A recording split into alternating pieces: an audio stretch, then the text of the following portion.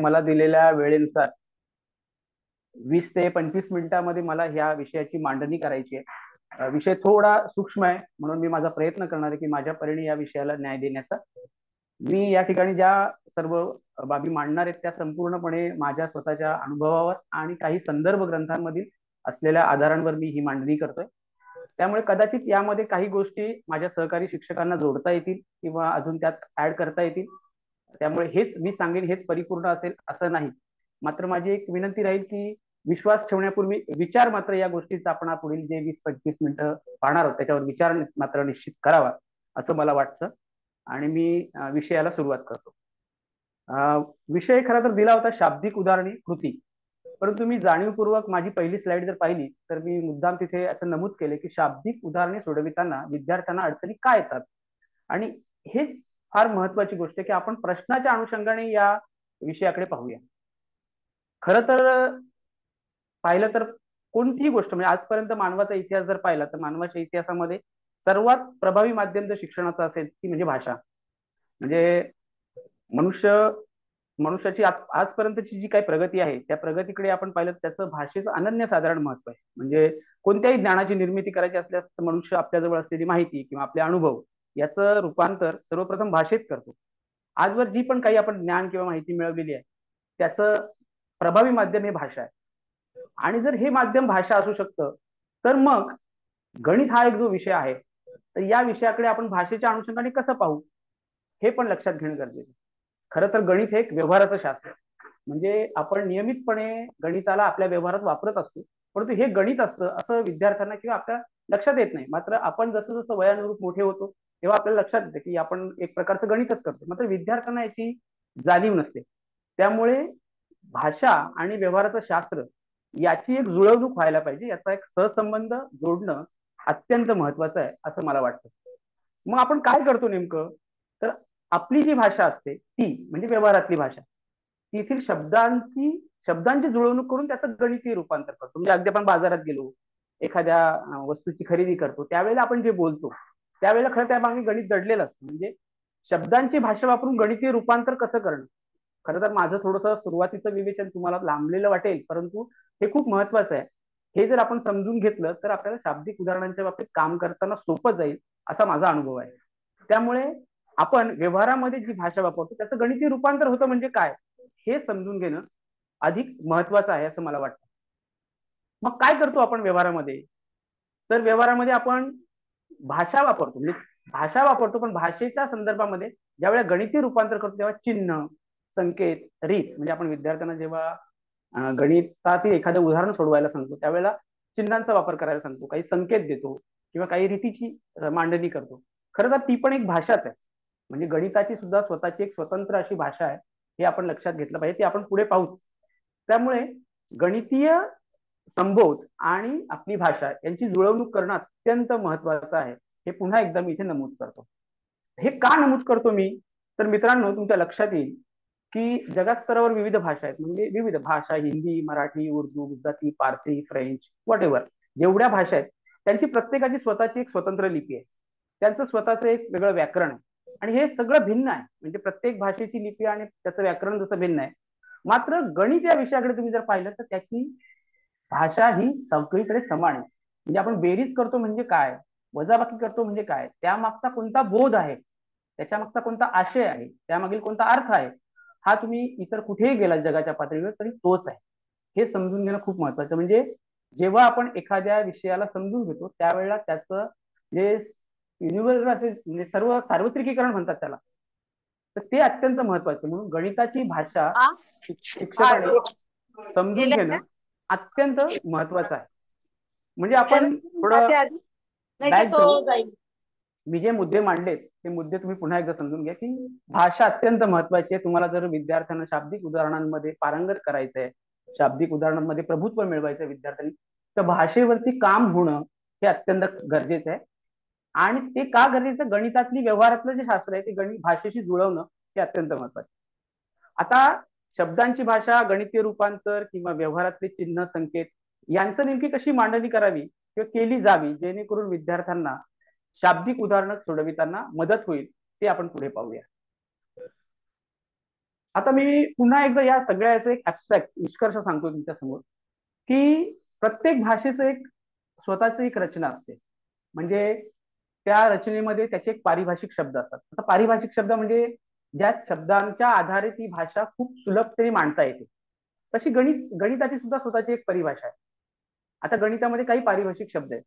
बघा, आपण जेव्हा एकामेकांशी संवाद साधतो, अगदी सोपा अनौपचारिक संवाद, त्यावेळेला आपल्याला समोरच्या व्यक्तीचं बोलणं समजतं आणि आपण त्याला त्यानुसार प्रतिसाद देतो. पण एक वेळ अशी येते की त्यावेळेला आपल्याला एखादा शब्द अडतो, त्यावेळेला आपण पुन्हा प्रश्न विचारून ते जाणून घेण्याचा प्रयत्न करतो. गणितामध्ये असे काही पारिभाषिक शब्द आहेत. एक उदाहरणार्थ मी इथे मांडलंय: दशक, एकक, भाज्य, भाजक, परिमिती, घनफळ, स्थानिक किंमत, अजून आहेत शेकडेवारी, गुणोत्तर व प्रमाण.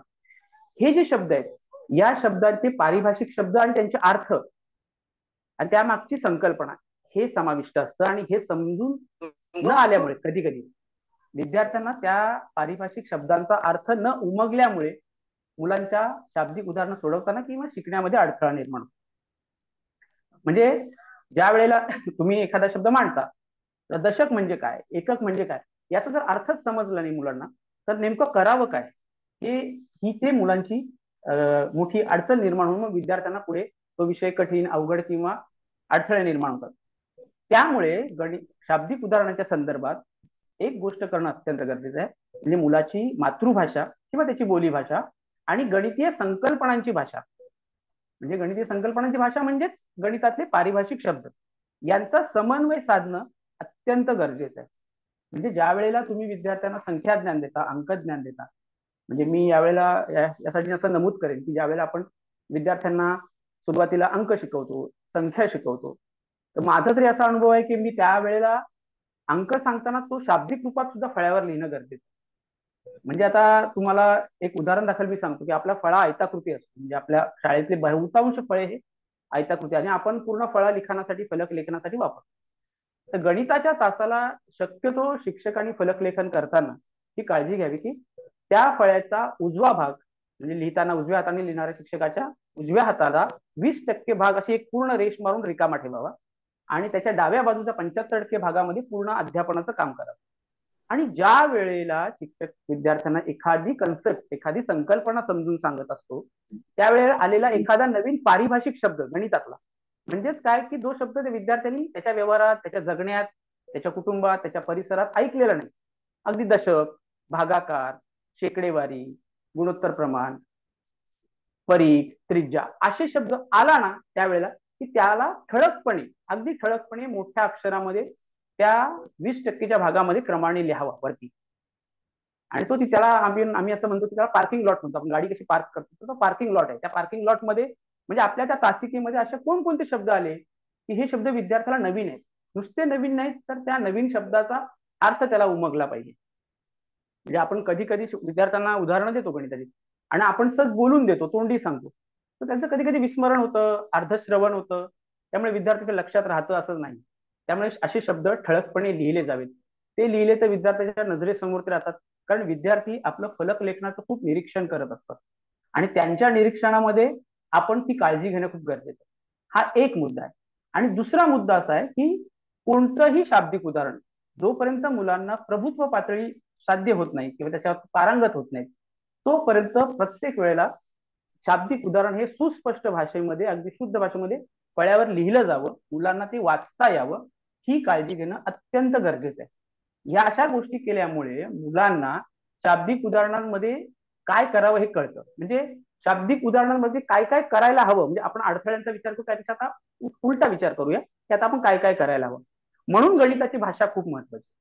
म्हणून गणिताच्या भाषेला समजून घेणं अत्यंत गरजेचं आहे शाब्दिक उदाहरणाच्या संदर्भात. कारण एक 3 मुद्दे मी तुमच्या समोर आता पुढे मांडतोय, तुमच्या लक्षात येईल. पहिलं म्हणजे आपण जेव्हा गणित शिकवतो, म्हणजे गणित हा विषय शिकवतो, त्यावेळी आपण तासाला जी भाषा वापरतो आपल्या तासिकेत, किंवा तिलाच म्हणतात पाठ्यपुस्तकीय भाषा. म्हणजे आपण शक्यतो अध्यापक म्हणून आपण पाठ्यपुस्तकाला खूप महत्वाचं साधन मानतो आणि त्या साधनातले ज्या कन्सेप्ट असतात तिथे कुठूनही बाहेर जाण्याचा जास्त प्रयत्न करत नाही.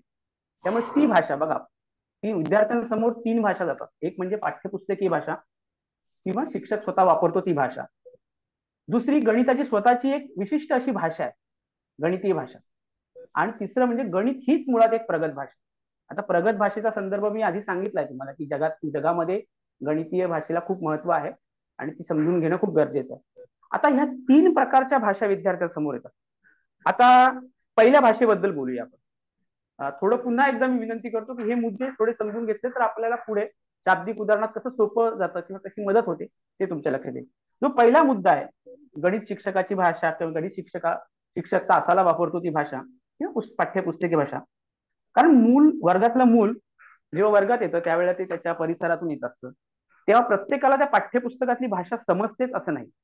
कारण आपल्याला कल्पना आहे की मुलं वेगवेगळ्या थरातून येतात, त्यांची बोलीभाषा आणि वर्गातली भाषा याच्यात तफावत असू शकते. या तफावतीमुळे काय होतं, कधी कधी मुलांच्या विचार प्रक्रियेला खीळ बसतो.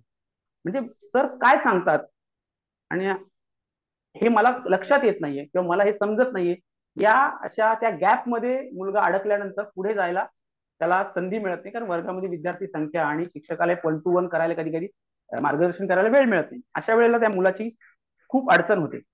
म्हणून मुलाच्या बोली भाषेला आपल्या वर्गामध्ये शाब्दिक उदाहरणांमध्ये संधी देणं अत्यंत गरजेचे. त्याच्या जगण्यातले त्याच्या वापरातले शब्द वापरून शाब्दिक उदाहरणांची रचना करावी. पाठ्यपुस्तकातलं उदाहरण घ्यावंच, पण त्याच्या जगण्यातले शब्द वापरले तर ते त्याला जास्त जवळचे वाटतात. आपण पुढे उदाहरण पाहू, मग तुमच्या ते लक्षात येईल. दुसरा दुसरा जो मुद्दा आहे, तर गणिताची विशिष्ट भाषा म्हणजे काय सर, तुम्ही पुन्हा सांगताय. तर बघा, गणिताची विशिष्ट भाषा म्हणजे काय, दुसऱ्या मुद्द्याबद्दल बोलते. तर उदाहरणार्थ बेरीज, वजाबाकी, गुणाकार, भागाकार, चौरस, आयत, शेकडेवारी, अपूर्णांक किंवा अधिकचं चिन्ह, गुणाकाराचं चिन्ह, वेगवेगळे चिन्ह पण आहेत गणितामध्ये. तर ही भाषा शिकणं सुद्धा फार महत्वाचं आहे. कारण या भाषेचा किंवा या गणितीय संबोधांचा सहसंबंध लावणं हा गणिताचा अत्यंत महत्वाचा भाग आहे. गणिताची मांडणी आणि त्या गणिताची उकल करण्यासाठी हे विद्यार्थ्यांना सहज, सोपं आणि गरजेचं असतं. आता मुलांना ही भाषा नवीन का असते, कारण ती फक्त शाळेतच शिकायला मिळते. म्हणून जेव्हा घरून येतं त्यावेळेला त्याच्यासाठी या गणिताच्या संबोधाचे शब्द किंवा पारिभाषिक शब्दांचा मुळीच परिचय नसतो. आता एक उदाहरण म्हणून सांगतो. आज आमची सकाळी शिक्षण परिषद होती. शिक्षण परिषदेने मला एक अपूर्णांक नावाचा विषय माझ्या केंद्र प्रमुखांनी दिलेला होता आणि मी सांगितलं की आपण अपूर्णांक हे शिकताना सर्व शिक्षकांना सांगितलं की तुम्ही एक काम करा, तुमच्या वहीमध्ये सर्वांनी एक सरळ रेषा काढा. सरळ रेषा काढा. तर प्रत्येकाने सरळ रेषा काढली. पण काय झालं की सगळ्यांनी, बहुतांश शिक्षकांनी सरळ रेषेचा अर्थ असा लावला की त्यांनी आडवी रेषा काढली, ती रेषा आडवी काढली. आणि मी नंतर फळ्यावर सांगितली एक तिरपी रेषा काढली. म्हटलं ही सरळ रेषा नाही का? तर मग ते बोलले हो, ही पण सरळ रेषा आहे. हाच अनुभव जेव्हा वर्गात मी केला त्यावेळेला माझ्या मुलांच्या बाबतीत आलेला अनुभव तुम्हाला सांगतो की माझ्या मुलं वर्गातले 100% मुलं यांनी सरळ रेषा म्हणजे आडवी रेषा काढली आणि जेव्हा मी तिरपी रेषा काढली त्यावेळेला त्यांना त्यांच्या मनामध्ये गोंधळ निर्माण झाला. आणि तिरपी रेषा म्हणजे सरळ रेषा आणि सरळ रेषा म्हणजे तिरपी रेषा, काय हे नेमकं काय, हे का होऊ शकलं, असं का घडलं? तर हे शिक्षकांनी जाणून घेणं अत्यंत गरजेचं आहे की सरळ या शब्दाचा अर्थ, तिरपे या शब्दाचा अर्थ किंवा वक्र या शब्दाचा अर्थ हे गणितीय शब्द आहेत, म्हणजे गणिताची ही भाषा आहे. तर या शब्दांवरती काम होणं गरजेचं आहे. हा दुसरा मुद्दा मी तुम्हाला सांगतो. आणि तिसरा जो मुद्दा आहे, गणित एक प्रगत भाषा आहे. ते मी तुम्हाला यापूर्वी सांगितलं की आपण जेव्हा पाहिलं त्यावेळेला तुमच्या लक्षात आलं असेल की जगाच्या पातळीवरती गणिताची एकच भाषा आहे आणि गणिताचं स्वतःचं एक नियम आहे, गणिताचे काही नियम आहेत. गणितामध्ये तर्क लागतो, तर्काला खूप महत्व आहे आणि गणितावर प्रभुत्व मिळवण्यासाठी तर्कावर प्रभुत्व संपादन करणे जरुरी आहे. आता त्याचं एक उदाहरण तुम्हाला देतो, म्हणजे ही कशी विशिष्ट भाषा आहे किंवा ते कशा प्रकारे त्याला महत्व आहे. आता आपण उदाहरण घेतलं तर चौरस हा आयत असतो, मात्र प्रत्येक आयत हा चौरस नसतो. बघा वाक्य कसं आहे. दुसरं उदाहरण घेता येईल अंकांच्या बाबतीत, का अंक ह्या संख्या असतात मात्र प्रत्येक संख्या ही अंक नसते. म्हणजे ह्या विचारातून निष्कर्ष काढण्याचं कौशल्य मुलाला जमलं पाहिजे. आता अर्थात हे जे आहे मी जे सांगतोय ते 6वी 7वी 8वीच्या मुलांसाठी. म्हणजे काय, तर वयानुरूप गणिताच्या कन्सेप्ट आणि त्याचे अर्थ हे मुलांसोबत आपण शेअर केले पाहिजेत, मुलांसोबत बोलले पाहिजेत. मला ह्या आधीच्या आतापर्यंतच्या 10 मिनिटाच्या सर्व विवेचनातून मला हेच सांगायचंय शिक्षक मित्रांनो, की शाब्दिक उदाहरणांबाबत आपण विचार करताना शिक्षक म्हणून विद्यार्थ्याची भाषा, गणितीय भाषा आणि भाषेचा आणि गणितीय संकल्पनांचा सहसंबंध याच्यावर ज्या वर्गामध्ये अधिकाधिक काम होतं तिथे मुलांना शाब्दिक उदाहरणांना अडचणी येत नाहीत असं मला वाटतं. आता एक काही उदाहरणं घेऊन आपण पाहूया. आता एक उदाहरण घेऊन सांगायचं झालं तर एक मला वाटतं एक प्रश्न आलाय. तो प्रश्नाचं पण मी लगेच तिथे उत्तर देतो की पाठ्यपुस्तकातली भाषा आणि प्रगत भाषा याच्यातला भेद कसा स्पष्ट करून देत आहे. तर याचा भेद असा आहे की आपण साधारणपणे 4वी-5वीला मुलांना चौरसाचं उदाहरण देतो. चारही बाजू समान असतात किंवा आयताच्या संदर्भात देतो. पण तीच मुलं जेव्हा पुढे जातात 7वी-8वीला त्यावेळेस त्याच वेळेला किंवा त्याचा सहसंबंध जोडताना असंही मग जे सांगितलं जातं की प्रत्येक चौरस हा आयत असतो, प्रत्येक आयत हा चौरस नसतो. मग ह्या गोष्टी ज्या आहेत ह्या तर्काच्या गोष्टी ह्या तुमच्या पुस्तकात नाहीये. मी तुम्हाला सांगतो पुस्तकामध्ये ही गोष्ट तुम्हाला तर्काने सांगावी लागते किंवा तुम्हाला मांडणी करावी लागते. म्हणजे आता हा प्रश्नाचं उत्तर मी का दिलं तर आता चॅटबॉक्स मध्ये असा प्रश्न आला तुम्हाला दिसला म्हणून मी या प्रश्नाचं उत्तर आपण सेशन संपल्यानंतर कदाचित या विषयावरती अजून विवेचन करूया किंवा आपण चर्चा करूया. त्यातून जे सोपं असेल विद्यार्थ्यांसाठी त्याबद्दल बोलूया. आता मी पुढचा मुद्दा तुमच्या समोर मांडतोय की आता आपण यासाठी काही उदाहरणं पाहूया. बघा आता आतापर्यंत आपण जे पाहिलं ते सर्व भाषेला गणितीय भाषेला समजून घेण्याचा प्रयत्न केला. आता आपण जे मांडणी करणार आहोत ते मी एक 3 उदाहरणं आपल्या समोर ठेवलेत ती मी वाचतो. झाडावर 8 फुले होती, रामने त्यातील 6 फुले तोडली, तर झाडावर आता किती फुले शिल्लक राहिली.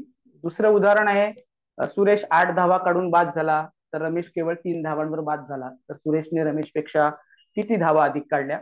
आणि तिसरं उदाहरण आहे डब्यात एकूण 8 चॉकलेट होते, त्यापैकी 3 चॉकलेट मी खाल्ली, तर डब्यात किती चॉकलेट शिल्लक राहिली. आता हे तिन्ही उदाहरणं तुम्ही नीट जर बारकाईने वाचली आणि मग पुढे मी लाल रंगामध्ये गणितीय मांडणी दिली म्हणजे तिन्ही उदाहरणांची गणितीय मांडणी काय येईल तर ती 8 - 3 बरोबर किती अशी एक मांडणी एक उदाहरण त्याच्यातून निर्माण होतं. पण नीट जर आपण अजून बारकाईने पाहिलं तर तुमच्या मनात प्रश्न निर्माण होऊ शकतो की सर झाडावरची फुले तोडणे किंवा सुरेशच्या धावा किती किंवा डब्यातील चॉकलेट कमी होणे याचा तसं पाहिलं तर काहीही परस्पराशी संबंध नाही. मात्र गणितीय भाषेत या तीनही उदाहरणांचा अर्थ मात्र 8 - 3 बरोबर किती असा होता. मग हे असं का होतं तर गणितीय मांडणीचे बघा खूप महत्वाचं विधान आहे. गणितीय मांडणीचे व्यावहारिक भाषेत अनेक अर्थ निघू शकतात. त्यामुळे व्यवहाराची भाषा भाषेतील शब्दांचे अर्थ आणि गणितीय मांडणी याचा परस्पर संबंध समजणे खूप गरजेचे. हा परस्पर संबंध जर लक्षात घेतला नाही ना तर मग मुलांची गणितीय समज पक्की व्हायला थोडा अडथळा निर्माण होऊ शकतो असं मला वाटतं. आता ही समज पक्की होण्यासाठीच मग ते पारिभाषिक शब्द आणि त्याचा अर्थ लक्षात घेणं अत्यंत गरजेचं आहे. हे मला इथे फार नमूद करावं असं वाटतं. कारण मला 8 - 3 बरोबर किती या प्रश्नाचं उत्तर येण्यापेक्षा या प्रश्नासाठी काय करायला हवं आणि हा प्रश्न काय सांगतो म्हणजे आपण ज्या वेळेला एखाद्या विद्यार्थ्याला शाब्दिक उदाहरण देतो त्यावेळेला नेमकी काय प्रोसेस व्हायला पाहिजे त्याच्या थिंकिंग प्रोसेस त्याच्या मनामध्ये काय विचार प्रक्रिया व्हायला पाहिजे हे जास्त महत्वाचं आहे. मी असं विवेचन नमूद केलंय तेच पुन्हा इथे मी या स्लाइड मध्ये लिहिलंय. ही पीपीटी हवी असेल तर मी माननीय प्राचार्यांच्या परवानगीने आपल्या सर्वांना मिळू शकेल. त्यामध्ये हा मुद्दा मी मांडलेला आहे की व्यवहाराची भाषा भाषेतील शब्दांचे अर्थ आणि गणितीय मांडणी यांचा परस्पर संबंध जर लक्षात आला मुलांनी तर त्यांना ती गणिताची समज किंवा त्या शाब्दिक उदाहरणात मदत होऊ शकेल. म्हणजेच काय शाब्दिक उदाहरण ज्यावेळेस तुम्ही मुलांना देता त्यावेळेला काय घडायला पाहिजे तर विद्यार्थ्याला शाब्दिक उदाहरणं वाचताना शाब्दिक उदाहरण त्याला तुम्ही फळ्यावर लिहिलं तर तो विद्यार्थी वाचतो तेव्हा त्याला पहिल्यांदा क्लिक झालं पाहिजे की काय दिले आहे किंवा काय सांगितले आहे म्हणजे काय इन्फॉर्मेशन काय माहिती आपल्याला मिळते. दुसरं त्याच्या डोक्यात त्यावेळेला काय विचारले आहे आणि आधी काय करू किंवा कोणती क्रिया करू. बघा ही प्रोसेस काही मुलं आपण ज्या वेळेला वर्गात एखादं उदाहरण देतो त्यावेळेला वर्गातील संख्येच्या पर्सेंटेज प्रमाणे लक्ष काही मुलं तात्काळ त्यांना लगेच क्लिक होतं काय करायचंय किंवा काय दिलंय काय विचारलंय आणि काय करायचंय. तर काही मुलं त्याच्यावर थोडा विचार करतात आणि काही मुलं मात्र थोडे अडखळतात. आता याचं हे जे आहे ही प्रोसेस होणं अत्यंत गरजेचं. याचं एक खूप छान उदाहरण आहे जे मी तुझ्या समोर पुन्हा एकदा मांडतो. बघा या स्लाइड वरून त्या उदाहरणाचा विचार करा तुम्ही. उदाहरण आजही मी ते शिक्षण परिषदेत आमच्या चर्चा केली या विषयावर. तर ते उदाहरण असं आहे की एका शाळेतील 54 विद्यार्थ्यांना तालुक्याच्या गावी परीक्षेसाठी घेऊन जायचे होते. त्यासाठी केलेल्या वाहनामध्ये एका वेळी फक्त 7 विद्यार्थी जाऊ शकत होते, तर त्या वाहनाला परीक्षेसाठी मुलांना घेऊन जाण्यासाठी किती फेऱ्या माराव्या लागतील? बघा, मी आता हे उदाहरण इथे टाईप नाही केलं, त्यामुळे पुन्हा एकदा रिपीट करतो. या स्लाइड वरून त्या गोष्टीचा विचार करता आला पाहिजे मुलांना, की एका शाळेतील 54 विद्यार्थ्यांना परीक्षेसाठी तालुक्याच्या गावी घेऊन जायचं होतं. त्यासाठी केलेल्या वाहनामध्ये एका वेळेस 7 विद्यार्थी नेऊ शकत होतो, तर त्या विद्यार्थ्यांना परीक्षेला घेऊन जाण्यासाठी त्या वाहनाला किती फेऱ्या माराव्या लागतील? हे उदाहरण मी एका शाळेमध्ये एका प्रशिक्षण कार्यक्रमामध्ये मी प्रयत्न केला घेण्याचा, एका 7वीच्या वर्गामध्ये. तर मला आलेला अनुभव मी मुद्दाम इथे शेअर करतो. तर तो अनुभव असा होता की वर्गातील 20 ते 25% विद्यार्थ्यांनी उत्तर काढायला सुरुवात केली होती. त्यांनी लिखाणाला सुरुवात केली. 30 ते 40% विद्यार्थी त्यांच्या वर्ग शिक्षकाकडे बघून गुणाकार करू की भागाकार करू, काय करू, क्रिया कोणती करू, म्हणजे ते त्यांना वरती समजलं होतं. 50% विद्यार्थ्यांना काय दिलं आहे किंवा त्या उदाहरणात काय सांगितलं आहे किंवा काय विचारलं, इथपर्यंत ते आले होते. पण काय करू किंवा कोणती क्रिया करू, इथे त्या विद्यार्थ्यांना थोडा अडथळा निर्माण झाला. आणि उर्वरित 10% विद्यार्थी जर शांत होते, तर हे त्यांच्या लक्षात येत नव्हतं. ज्या वेळेला ते 10% पहिले सुरुवातीचे विद्यार्थी उदाहरण घेऊन आले, त्यातले 5% विद्यार्थी असे होते की त्यांनी तात्काळ भागाकार केला होता. 54/7 त्यांनी 7चा पाढा म्हटला होता. 7 7 49 आणि खाली त्यांनी 54 मधून 49 गेले, उत्तर 5, खाली शिल्लक 5 दिले आणि भागाकार 7, आणि ते घेऊन आले. सर 7 फेऱ्या माराव्या लागतील. अतिशय फास्ट आले ते 5% विद्यार्थी. तर मी त्यांना सांगितलं, बघा परत विचार करा, उदाहरण वाचा परत एकदा, शांतपणे वाचा. तुम्ही उदाहरण सोडवले बरोबर, पण आपल्याला उत्तर हवे, किती फेऱ्या माराव्या लागतील ते खाली मला लिहून द्या. मग त्याचे परत दोघा तिघांनी लिहून दिले की आपल्याला 7 फेऱ्या माराव्या लागतील. मी पुन्हा त्यांना विनंती केली, तुम्ही वाचा. दुसऱ्या विद्यार्थ्यांना कळत नव्हतं काय करावं. मग त्यांना त्यांच्या वर्ग शिक्षकांनी मदत करायला, मी सरांना म्हटलं तुम्ही मदत करा त्यांना, आता काय करायला पाहिजे विचार करायला. त्यांची चर्चा सुरू झाली आणि बाकीचे विद्यार्थी शांत होते.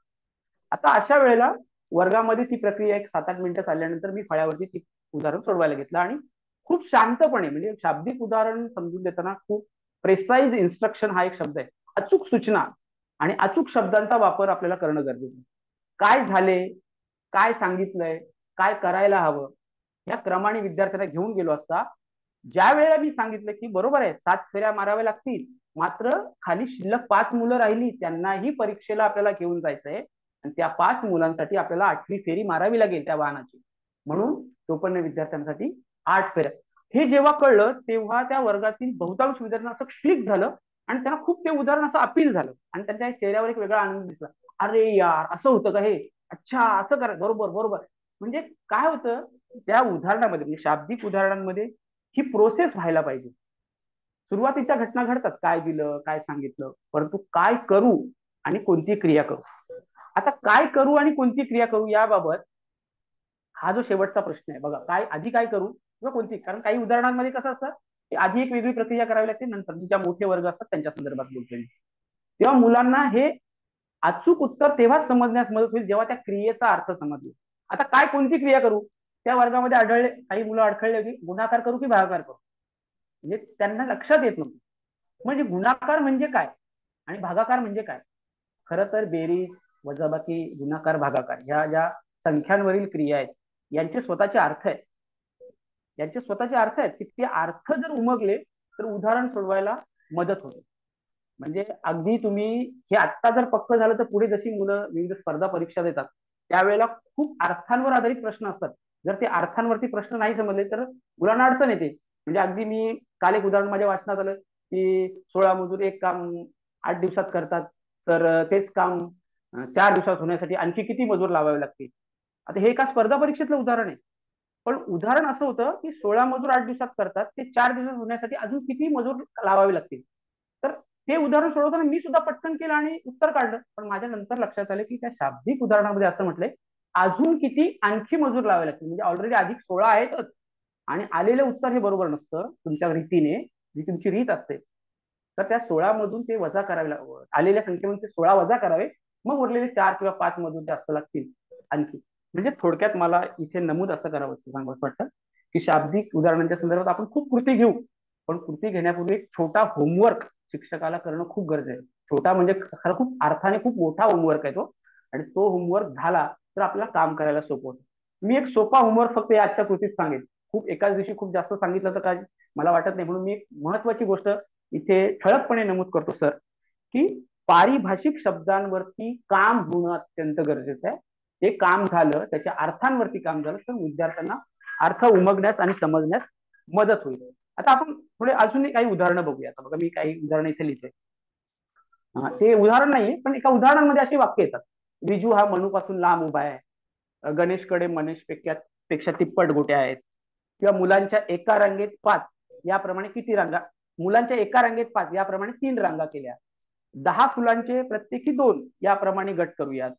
गेल्या वर्षीपेक्षा यंदा पाऊस कमी झाला. खरं तर असे काही शब्द, वाक्य ही गणिताची उदाहरणांमध्ये येतात.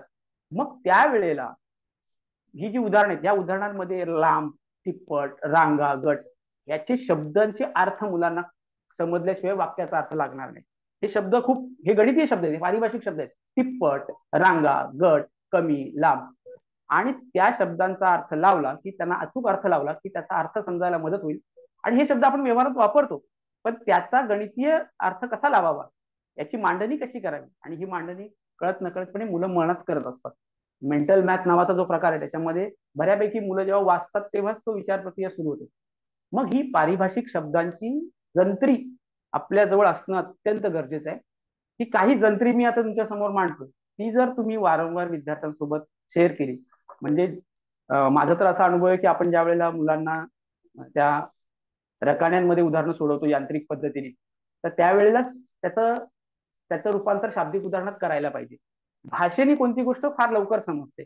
आपण मेकॅनिझमनी जातो आणि आपल्याला वाटतं की उत्तर येणं गरजेचं आहे. गणितामध्ये उत्तर येईलच, पण उत्तरापर्यंत जाण्याची प्रोसेस खूप महत्वाची. ती प्रोसेस मुलाला शिकायला खूप मदत करते. तरी काही पारिभाषिक शब्दांचे अर्थ, शब्दांची यादी मी इथे आणले, तर ती जर वापरली तर खूप मदत होईल. तर सुरुवातीला मी करतोय की गणनपूर्व, म्हणजे गणनपूर्व आणि गणनपूरक, म्हणजे अंगणवाडी स्तरावर किंवा अगदी पहिलीला जी मुलं पहिल्या 3-4 महिने पहिल्या वर्गात आल्यानंतर काय कोणते शब्द वापरावे, आपल्या पुस्तकात आहेत ते, पण हेच ते शब्द आहेत, यासाठी काम व्हावं हे जाणीवपूर्वक आपण काम करू शकतो. कमी, जास्त, जड, हलका, दूर, लहान, मोठा, पेक्षा कमी, पेक्षा जास्त, उंच, भूतकाळ, आधी, नंतर, वगैरे वगैरे, अशा प्रकारचे शब्द, याला अवकाशीय संबोध म्हणतात गणितामधले. तर हे अवकाशीय संबोध विद्यार्थ्यांना समजणं खूप गरजेचं. त्याचा अर्थ समजला की हेच अर्थ पुढे असतात. त्याचं रूपांतर पुढे पुढे गेल्यानंतर, कमी आहे म्हणजे किती कमी आहे, जास्त म्हणजे किती जास्त आहे, पेक्षा कमी, पेक्षा जास्त, आपण जे लेस दॅन, ग्रेटर दॅन वगैरे शिकतो पुढे जाऊन. तर हे शब्द लहानपणी अशा प्रकारे जर वारंवार त्यांच्या समोर बोलले गेले, त्यांच्यासमोर मांडले गेले, आणि हे मात्र आग्रहाने सांगितले, हे शब्द फळ्यावर लिहावेत, वारंवार लिहावेत, म्हणजे तो पार्किंग लॉट वापरावा. गणितीय शिक्षकांनी जर पार्किंग लॉट वापरायची सवय लागली, तर वर्षाच्या अखेरीपर्यंत कित्येक शेकडो वार्षिक शब्दांची यादी तयार होते, आणि मग मुलांनाही कळते की ह्या शब्दांचे अर्थ काय. हे झालं तुमचं गणनपूर्व आणि गणनपूरकसाठी. बेरजेवर गेलात तर तुमच्या उदाहरणांमध्ये, शाब्दिक उदाहरणांमध्ये या शब्दांचा वापर व्हावा. मग त्या मुलांना कळते की हे अशा प्रकारचा शब्द आला तर कदाचित बेरीज होते. इंग्लिश मिडियम मध्ये प्रॉब्लेम होतो, मोर, मोर आल्यानंतर, म्हणजे MORE जो शब्द येतं, मोर म्हणजे ऍडिशन कडे जातात मुलं, म्हणजे ते मेकॅनिझम होतं. पण मराठीमध्ये आपण आधी घेऊया, नंतर त्यावर बोलता येईल. एकूण, वाढले, मिसळले, जमा, सगळे, मिळून, मिळाले, भरले, घातले, ओतले, गोळा केले, सामील, एक गठ्ठा, संचय. हे आता ही मी माझ्या परीने काढलेले शब्द आहेत. यात आपण शिक्षक मंडळी अजूनही शब्द असू शकतात, आणि ते टाकून तुम्ही त्यांची जंत्री वाढवू शकता. तर बेरजेसाठी अशा प्रकारच्या शब्दांची जर आपण जंत्री वापरून शाब्दिक उदाहरणांची मांडणी मुलांसमोर केली, तर मुलांना सोपं जातं, समज जायला, कारण हे सगळे त्यांच्या परिचित असलेले शब्द आहेत. नसतील तर आपण त्यांना अर्थाने आणि आपल्या कृतीने ते पटवून देऊ शकतो. वजाबाकी विशेषतः खूप चांगले शब्द आहेत बघा तुम्ही. शिल्लक, राहिले, फरक किती, कमी झाले, घालविले, बाजूला काढले, बाकी, उणे, नाचले, खराब झाले, वाया गेले, गाळले, तोडले, परत आले, उडाले, काढले, दिले, पडले, खर्च झाले, निघून गेले, उर्वरित, खाली, परतावा, माघारी आले, गेले. हे काही उदाहरणांमध्ये मला दिसले, म्हणून मी ते काढले की हा शब्द कळला पाहिजे. नेमके गेले म्हणजे काय, पडले म्हणजे काय, तोडले म्हणजे काय, बाकी राहिले म्हणजे काय, गळाले म्हणजे काय, उडाले म्हणजे, हे शब्दाचे अर्थ कळाले की काय सांगितलं आणि काय करावं, आणि करावं तर मग काय करावं नेमकी कृती, त्याला मदत होते. तुम्ही गुणाकाराकडे गेल्यानंतर, रांगा, गुणने, टप्पा, ओळी, किती वेळ, दर, रुपये, जोड्या, पट, अगदी याच्या मागे एक थोडं शास्त्र पण दडलेलं आहे. हे सगळे शब्द आहेत ना, हे त्या क्रियेचे अर्थ पण आहेत. म्हणजे आता गुणाकार हा सांगतो मी, जसं बेरजेचे पण आहेत, वजाबाकीचे पण आहेत, आणि आता गुणाकाराचा एक अर्थ आहे पट, गुणाकाराचा एक अर्थ आहे दर. म्हणजे हे पण अर्थ त्यावेळेला जेव्हा तुम्ही गुणाकार शिकवता त्यावेळेला, किंवा गुणाकाराविषयी कन्सेप्ट क्लिअर करता त्यावेळेला वेगवेगळे उदाहरणं दिले ना, तर विद्यार्थ्यांना त्याचा अर्थ समजायला मदत होते. त्यामुळे हे गुणाकाराचे काही शब्द आहेत. त्याच्यानंतर काही भागाकाराचे आहेत: समान वाटणी, समान गट, समान मांडणी, समान भाग, समान तुकडे, समान वाटे, समान हिस्सा. आता मी एक मगाशी उदाहरण दिलं, त्यात कुठेही समान नव्हतं, पण ते गणित भागाकाराचं होतं. तर मी त्यावेळेस एका वेळेस 7 इतके विद्यार्थी घेऊन जाऊ शकतो. एका वेळेस म्हणजे एक गट केला मी त्यांचा, एका वेळेस 7. म्हणजे त्या मागचा शब्द अर्थ कोणता आहे, त्या मागचा त्याचा आशय काय, तो समजून घेणं गरजेचं. म्हणजे मी ही जंत्री तुम्हाला देण्यामागचा उद्देश एवढाच आहे की अशा प्रकारची जंत्री वापरून आपण शाब्दिक उदाहरणं घेऊन विद्यार्थ्यांवरती त्यांची संकल्पना अधिक सोपी आणि मदतीची कशी होईल यासाठी प्रयत्न करू शकतो. खरं तर ह्या विषयावरती खूप अशा गोष्टी बोलता येतील किंवा सांगता येईल. मला 20 मिनिटं दिले होते, मात्र जवळ 45 मिनिटाच्या आसपास, 40 मिनिटाच्या आसपास मी ही मांडणी करण्याचा प्रयत्न केला. हा एक आपण विचार केलेला आहे की विद्यार्थ्यांना शाब्दिक उदाहरणे सोडविताना अडथळी काय येतात किंवा अडचणी काय येतात, तर आपण ती जर ते अडथळे जर समजून घेतले आणि अडथळ्यामागचं लॉजिक जर समजून घेतलं तर खूप मदत होईल. त्यामुळे सारांश करताना मी एक 2-3 गोष्टी पुन्हा रिपीट करून थांबेल की सुरुवातीला भाषा ही अत्यंत महत्वाची आहे. शिक्षकाने वर्गामध्ये अधिकाधिक भाषा शब्दसंग्रह, विशेषतः गणितीय शब्दसंग्रह, गणितीय पारिभाषिक शब्दांचा शब्दसंग्रह वापरणं हे अत्यंत गरजेचं आहे.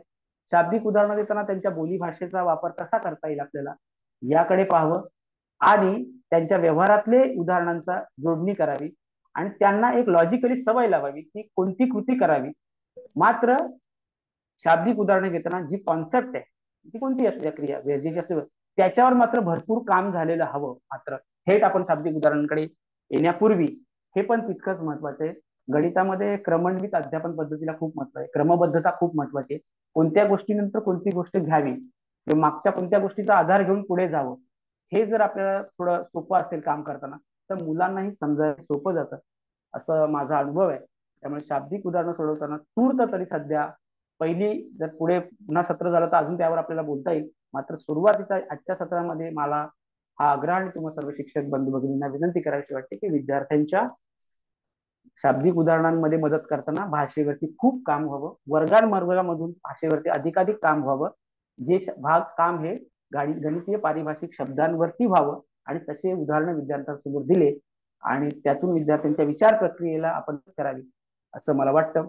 या ठिकाणी मला हा विषय कमी वेळात मांडण्याची आणि संधी दिली तर मी माझ्या परीने हा प्रयत्न केलेला आहे. जर या संदर्भात आपल्यापैकी कोणाच्या काही शंका किंवा काही असेल तर सांगावं. मी ही पीडीएफ सर्वांसाठी खुली करेन, आणि जरी अजून काही पर्सनली जरी मला या संदर्भात काही विचारणा केली तर माझ्या मोबाईल नंबर जरी आपण प्रश्न विचारला तरी मी त्याचं उत्तर देण्याचा माझ्या परीने प्रयत्न करेन. पुन्हा एकदा आयोजकांचं मी या ठिकाणी आभार मानतो आणि माझं लांबलेलं विवेचन इथे थांबवतो. धन्यवाद. धन्यवाद सर. खरंच 8वं सत्र हे आठवावं अशा पद्धतीचंच, वारंवार आठवा अशा पद्धतीच झालेलं आहे. आणि आपण जे म्हणतो की निपुण भारतमध्ये ज्या काही संबोध स्पष्टीकरणासाठी एक लॉंग फॉर्म जो तयार केलेला आहे, national institute for proficiency in reading with understanding, म्हणजे आपण संख्याज्ञानावर काम करत असलो तरी आपली भाषा अतिशय प्रगल्भ असायला हवी, ही भाषा समजायलाच हवी. आपल्या मी रीडिंग मध्ये जर खाली समजपणा नसेल, समजपूर्वक आपली भाषा नसेल, तर आपलं काय वाचतो ते आपल्याला समजणार नाही. आणि यासाठीच आजचं हे सेशन शाब्दिक उदाहरणांचं हे फार महत्वाचं आहे. आपण सांगितलेल्या गोष्टी अतिशय महत्वाच्या आहेत की पहिल्यांदा भाषा ही अतिशय स्पष्ट असली पाहिजे, भाषा समजली गेली पाहिजे. शब्दसंग्रह गणिताचा स्पेसिफिकली तो अधिक, जसं आपण म्हणतो कुठली भाषा म्हणायची तर शब्दसंग्रह पाहिजे, तसा गणिताच्या भाषेचा शब्दसंग्रह पाहिजे. प्रत्येक शब्द तुमचा ऐकावा असा वाटत होता, आणि प्रत्येक सहभागीला देखील ऐकावा असा वाटत होता. त्यातली क्रमबद्धता असेल, स्पष्टीकरण असेल. आणि मला तर वाटतं की जोपर्यंत विद्यार्थ्याला वास्तविक काय किंवा शिक्षक सांगतात काय जोपर्यंत समजत नाही, तोपर्यंत त्याला प्रश्नाचा अर्थच समजून देण्याची आवश्यकता आहे.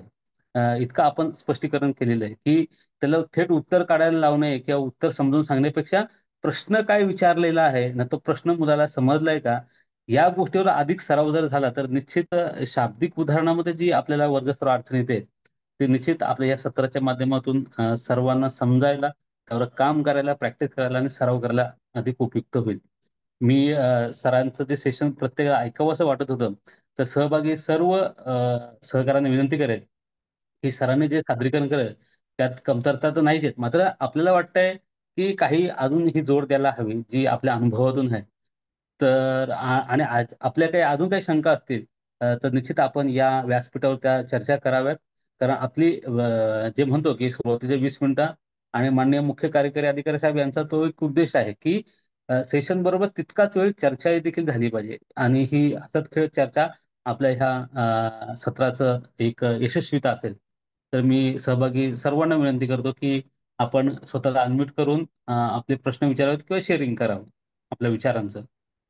हॅलो. हॅलो. हां, पाटील सर हा. बोला प्लीज. हा. सर नमस्कार. नमस्कार, नमस्कार सर सर. बोला हा. प्लीज. सर खूप छान पद्धतीने सन्माननीय सोनवणे सरांनी या ठिकाणी आपलं सेशन घेतलेलं आहे.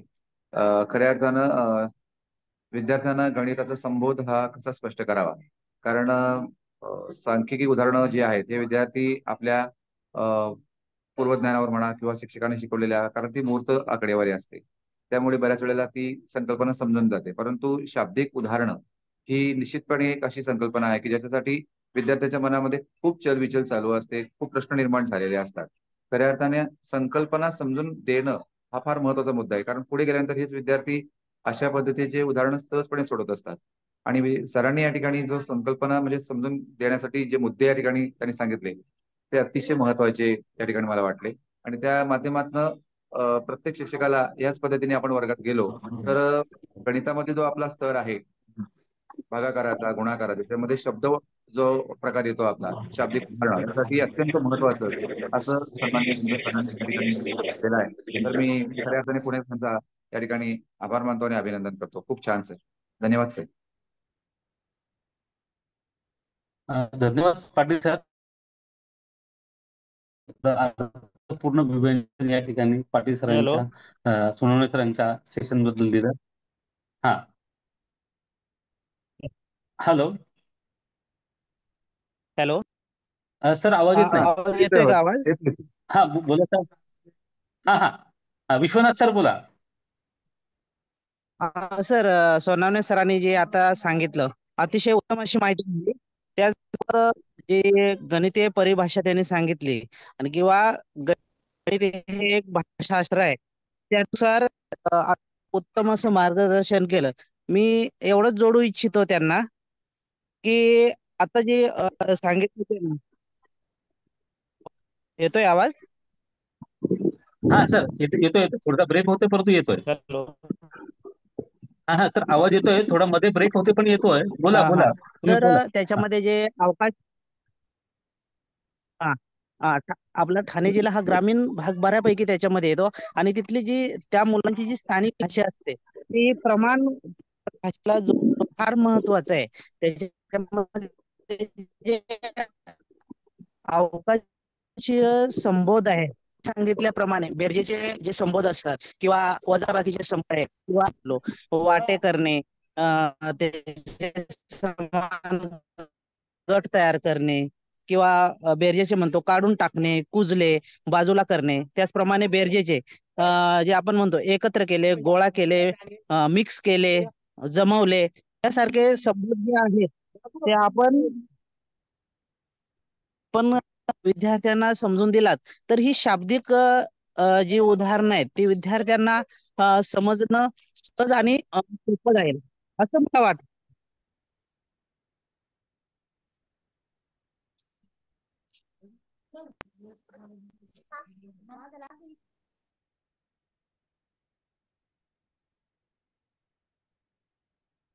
हां, सोनवणे सर. हा सर बोला ना. हां. मोठे विश्वनाथ सरांनी एक जोड दिलेली आहे. त्याविषयी आपण त्याचा आवाज ब्रेक होत होता. मात्र त्यांची जी जोड आहे ती आपल्या माध्यमातून पुन्हा एकदा सर्व सहभागींना आपण समजून सांगावी ही विनंती. हा, अवकाशीय संदर्भात विश्वनाथ सरांनी खूप चांगला मुद्दा मांडला. तो मी मांडलेला होता, पण त्यांनी अजून विस्तृतपणे मांडला. धन्यवाद विश्वनाथ सर. तो मुद्दा असा आहे की इयत्ता पहिलीच्या वर्गाच्या संदर्भात किंवा पूर्व प्राथमिक शिक्षणामध्ये विद्यार्थ्यांशी ज्या वेळेला आपण संवाद साधतो त्यावेळेला अवकाशीय संबोध अवकाशीय संबोधाचा अर्थ असा आहे की म्हणजे आपण ते शब्द दिले होते बघा जंत्रीमध्ये, वर खाली, छोटे मोठे किंवा आकाराबाबतीत असतील किंवा हे, तर हे हे खूप महत्वाचे आहेत. ते याबाबत मी थोडस अजून विस्तृत विवेचन करतो. कारण त्यांनी एक शब्द खूप सांगितला की वजाबाकीमध्ये कुजले, जो शब्द मी घेतला नाही, तर हा त्यांच्या बोलीभाषेतला शब्द आहे. म्हणजे मी पुन्हा एकदा नमूद करतो, ही स्लाइड जेव्हा मी सगळ्यांना शेअर करेन आपलं सत्र संपलं तेव्हा मी जाणीवपूर्वक म्हटलं की मुलांची बोलीभाषा ही अत्यंत महत्वाची. जे विश्वनाथ सरांनी मुद्दा मांडला की ठाणे जिल्हा हा नक्कीच सर. ग्रामीण भाग आहे, तर ग्रामीण भागातले शब्द, मग हीच तर खरी कल्पकता आहे शिक्षकाला, हीच खरी काम करण्याची ताकद आहे शिक्षकामध्ये, की हा शब्द मला पटकन अपील झाला त्यांचा की कुजले. हे कुजले हा शब्द मुलांना खूप लवकर समजतो की एखादी गोष्ट खराब होते, ती कुजते, आणि मग ती कस्टमर ती नष्ट होते, ती वापरात राहत नाही किंवा ती खराब होते, ती मग तिथून मूळ युनिट मधून, मूळ कंटेंट मधून ती कमी होते. ह्या गोष्टी ज्या आहेत ना, ह्या गोष्टी आपल्याला ही मूळ गणितीय संकल्पना स्पष्ट होताना मदत होते. आणि विश्वनाथ सरांनी त्यांच्या चॅटबॉक्स मध्ये सुद्धा हा मुद्दा मांडलाय, मी वाचला तो, जाणीवपूर्वक वाचला, आणि त्याबद्दल विश्वनाथ सरांना मी धन्यवाद देतो की त्यांनी त्यांनी जो मुद्दा मांडला तो मी पुन्हा एकदा वाचतो बघा. त्यांनी असं म्हटलंय की गणितीय भाषा वापरण्यापूर्वी त्या विद्यार्थ्यांचे अवकाशीय संबोध पाहिजे, अवकाशीय संबोध दृढीकरण असणे खूप महत्वाचे आहे असं मला वाटतं. कारण शाब्दिक उदाहरणात अवकाशीय संबोध फार महत्वाचे. अगदी 100% मी याच्याशी सहमत आहे. कारण याचा अर्थ असा आहे की गणित हे एक अमूर्त शास्त्र आहे. गणित हे एक अमूर्त शास्त्र. गणित तुम्हाला दाखवावं लागतं, आणि दाखवण्यासाठी तुम्हाला मूर्त स्वरूपात काहीतरी गोष्टी दाखवाव्या लागतात किंवा सांगाव्या लागतात. तुम्हाला गणित कुठेही दिसत नसतं नजरेला. म्हणजे तुम्ही एखादं उदाहरण घ्या, प्रत्यक्षात ते नसतं, पण तुम्हाला ते समोर आणावं लागतं, ते मांडावं लागतं. आणि हे असे अवकाशीय संबोध आहेत की त्या अवकाशीय संबोधांचं मूर्त स्वरूप तुम्हाला वर्गामध्ये, छोट्या वर्गातल्या मुलांसाठी ठेवावं लागतं. म्हणजे मुलांची जी अवस्था असते साधारण वय वर्ष 2 ते 5 किंवा 2 ते 6 पर्यंत, त्याला संवेदी प्रेरक अवस्था असं म्हणतात, म्हणजे मुलांच्या विकास अवस्थेला. त्यावेळेला मुलांना त्यांचा तो विचार हा थोडा आत्मकेंद्रित असतो, त्यामुळे त्यांना आकारमान आणि संख्याज्ञान यांचा मेळ नाही घालता येत. आता विश्वनाथ थोडं लांबेल पण मी मुद्दाम सांगतो. विश्वनाथ सरांनी एक उदाहरण करून जाऊन बघावं, त्यांनी सांगितलं, किंवा कोणी शिक्षकांनी, तुम्ही आगपेटीच्या काड्या एकत्र अशा गोळा करा आणि ठेवा 5-6, आणि त्यापेक्षा कमी काड्या, जेवढा गोळा करून ठेवा त्यापेक्षा कमी काड्या बाजूला अशा विखुरलेल्या स्वरूपात ठेवा, आणि पहिलीच्या मुलाला जाऊन हा प्रश्न विचारला, यापैकी कोणत्या जास्त आहे. जास्त हा एक अवकाशीय संबोध आहे, जास्त आणि कमी. तर तुम्हाला नक्की अनुभव येईल, मूल सांगतं ज्या विखुरलेल्या काड्या आहेत त्या जास्त आहे, कारण त्याच्या नजरेच्या कक्षेमध्ये त्याला जास्त स्वरूपाच्या दिसतात, आणि ज्या एकत्रित अशा एकत्रित ठेवलेल्या फार जवळ चिटकून त्या त्याला कमी वाटतात. मुळामध्ये त्याचं संख्याज्ञान केलं, तेच जर आपण त्या मोजल्या तर त्या गठ्ठ्यातल्या जास्त आहेत गोळा करून ठेवल्या, पण विखुरलेल्या तो जास्त सांगतो. असं का सांगतो हे तुम्ही उदाहरण उद्या जाऊन किंवा तुम्ही ज्यावेळेस शाळेत जाल तेव्हा नक्की करून बघा. अवकाशी संबोधांचं महत्व पटवून देणारं हे उदाहरण आहे. त्याच गोष्टीला असं म्हणतात की संवेदी, म्हणजे सेन्सरी मोटर जो बोलतात ना, संवेदी प्रेरक गोष्ट, ते विद्यार्थ्यांना आकारमान आणि संख्याज्ञान याचं मेळ घालता येत नाही. म्हणजे पसरलेल्या काड्या त्याला जास्त वाटतात, म्हणजे मोजणीपेक्षा आकारमानाचा ते अधिक लवकर विचारतात. हे असं का घडतं, तर ते अवकाशी संबोधांची गोष्ट आहे. आणि विश्वनाथ सर, तुम्ही हा मुद्दा खूप चांगला मांडलात, आणि हा मुद्दा व्यावहारिक भाषेमध्ये शाब्दिक उदाहरणं सोडवताना गणनपूर्व आणि गणनपूरक ही जी जंत्री सांगितली त्यावेळेला अशी उदाहरणं घ्यावी. थेट ज्या वेळेला मुलांना फळ्यावर सांगू शकत नाही तेव्हा अशा जर कृती घेतल्या तर मुलांना ते समजायला मदत होते. धन्यवाद. Thank you Sonawane sir. धन्यवाद सर.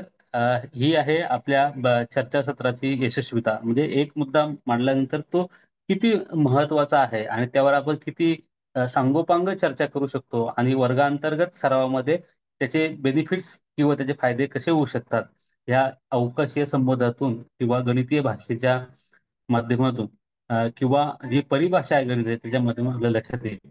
मी अजूनही आपल्या बांधवांना विनंती करेल, आपले चॅट बॉक्स मध्ये अजून एक चार्ट या विषयी छान आलेला आहे की वंदना गवळे मॅडम म्हणतात की उदाहरणामध्ये जे जे दिलेले आहे ते जर फळ्यावर लिहित गेले तर सोडवण्यासाठी अतिशय सोपं आहे. निश्चित मॅडम, खरं आहे. आपण जे म्हटलं की मुलांना अर्थबोध कधी होतो, जोपर्यंत शब्द आपण सांगतो आणि तो जर आपण शिक्षकाने फळ्यावर लिहिला तर निश्चित उदाहरण कुठल्या दिशेने जात आहे याची मुलं मांडणी करतात मनातल्या मनात, आणि ती जर त्यांच्या नजरेसमोर आली तर त्यांच्या क्रिया सुरू होतात मनातल्या मनात, की आता मला पुढे काय करायचं आहे. आणि ही जोड त्यांना उदाहरण सोडवायला किंवा त्या उदाहरणामध्ये नेमकी कोणती क्रिया दिलेली आहे ती समजायला सोपी जाते. निश्चित त्याच्यामुळे आपण जे आता चॅट लिहिली ती अतिशय महत्वाची आहे. मी अजूनही तर मानवांना विनंती करेल की आपल्या कमेंट्स किंवा आपलं शेअरिंग या सत्राविषयी ऍडिशन असेल किंवा सरांच्या सेशन विषयी अभिप्राय असेल तर आपण आवर्जून हँडरेज करून किंवा चला अनम्यूट करून ते शेअरिंग करावं. बोलतंय का कोणी? हँडरेज करा किंवा अनम्यूट करा स्वतःला आणि कृपया आपण शेअरिंग करावं.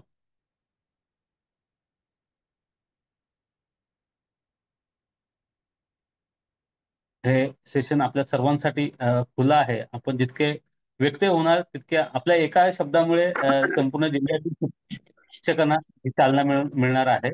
हा, मनीषा मॅडम बोला. हॅलो. हा सर. बरोबर आली. हॅलो मनीषा मॅडम, आपल्याला काही बोलायचंय का? Manisha hello madam. हॅलो. हा बोला मॅडम. हा मॅडम, आवाज येतो आपण आपला, बोला आपण. हा येतो. हा सर, सरांनी जे मार्गदर्शन केलं ना ते खूपच छान आहे.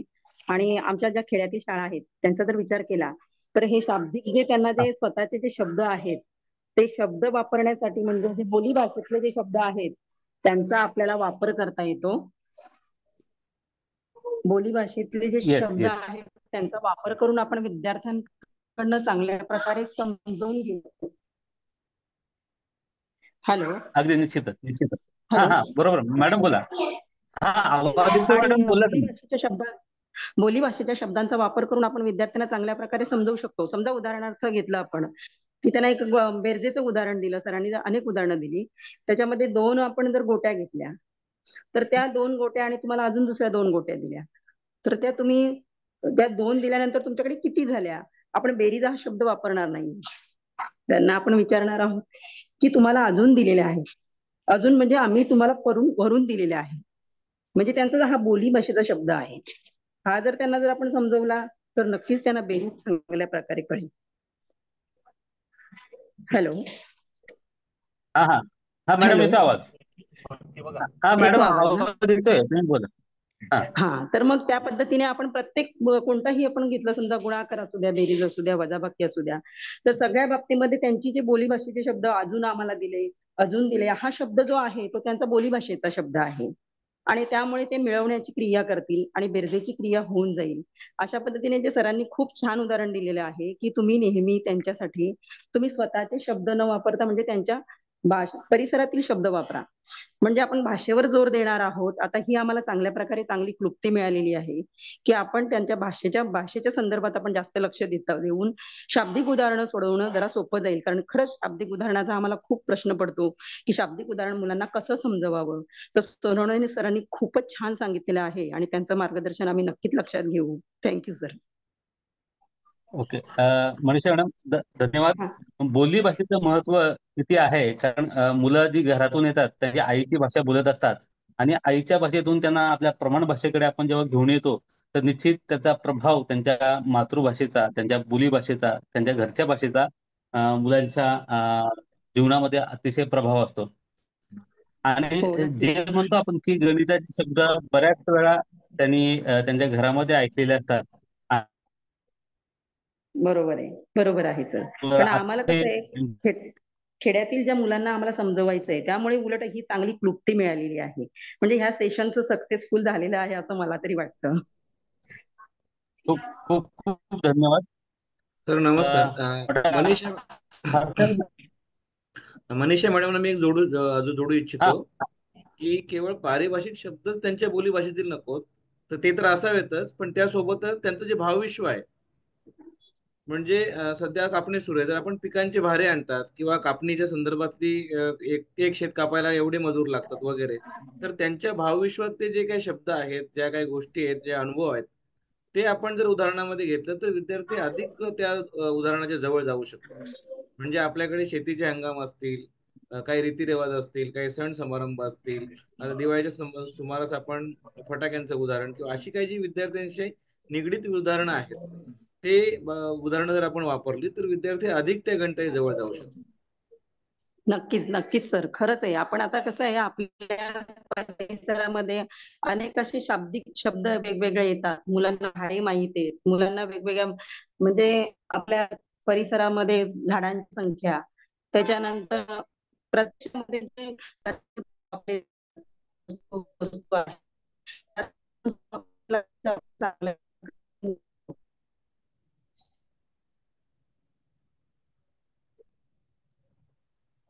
मला वाटतं थोडीशी काहीतरी हॅलो. अडचण येते मॅडमच्या आवाजामध्ये, परंतु मनीषा मॅडम जो मुद्दा मांडलेला आहे किंवा कमेंट केलेली आहे ते अतिशय महत्त्वपूर्ण आहे आणि अलंकार सरांनी त्याला अतिशय चांगली जोड दिलेली आहे. ती म्हणजे बोलीभाषेतील शब्द हे परिभाषेतील शब्द. मोकाशी मॅडम यांनी एक चॅट मध्ये लिहिले की शाब्दिक उदाहरणं देताना प्रथम त्यांच्या दैनंदिन जीवनाची निगडीत जास्तीत जास्त उदाहरणं दिली पाहिजे. तर आपण शालेय शिक्षण घेताना किंवा अध्ययन अनुभव देताना आपण नेहमी आपला असा एक उद्देश असतो की मुलांच्या आजूबाजूला काय आहे. जितके आजूबाजूला मुलं रममाण होतील, आजूबाजूच्या वातावरणाशी जेवढी त्यांच्या भावविश्वातील जितके अनुभव, म्हणजे भावविश्वातील अनुभवांचा समज त्यांच्या मनामध्ये अधिक प्रगल्भतेने विकसित होईल आणि मुलं जास्तीत जास्त शेअरिंग करतील. अजून आपल्याला हर्षल मॅडम काहीतरी शेअरिंग करत आहेत. मी हर्षल मॅडमला विनंती करतो की मॅडम आपण बोलू शकता. नमस्कार सर. नमस्कार आजचं मॅडम. जे सेशन झालं, सन्माननीय सोनवणे सरांनी घेतलं, ते अतिशय उत्कृष्ट होतंच. त्याचबरोबर त्यांच्याकडे अनेक घटकांचा गाढा अभ्यास आहे आणि त्यांच्या माध्यमातून अनेक घटकांवर असाच प्रकाशझोत या आपल्या या दिशा किंवा कृतींच्या शनिवार यांच्या अंतर्गत व्हावा असं मी विनंती करेल. त्याचबरोबर जसं सरांनी एक भाषा वापरली की पारिवारिक भाषा किंवा आपण त्याला म्हणू शकतो, तर मीच ती जोड देणार होती, पण अलंकार सरांनी तो मुद्दा कव्हर केला की बोली भाषा. बरेच बोली भाषेतले काही शब्द असतात की आपल्याला माहित नसतात, पण ते विद्यार्थ्यांना माहित असतात. आणि त्याचंही जसं सर बोलले की फळ्याच्या उजव्या बाजूला तुम्ही ते लिहिले गेले पाहिजे, तर त्यालाच समांतर असे शब्द जे बोली भाषेतले आहे, मुलं पण काय सांगतात, तर मुलांकडून ते शब्द घेऊन जर आपण त्याची सांगड तिथे घातली तर ते मुलांच्या शाब्दिक उदाहरणं सोडवायला मदत होते. दुसरी गोष्ट, आपण शाब्दिक उदाहरणाच्या अगोदर अशीच उदाहरणं सोडवून घेत असतो जी मांडणी केलेली असते की रकान्यांमध्ये, एककामध्ये, दशकामध्ये, शतकामध्ये.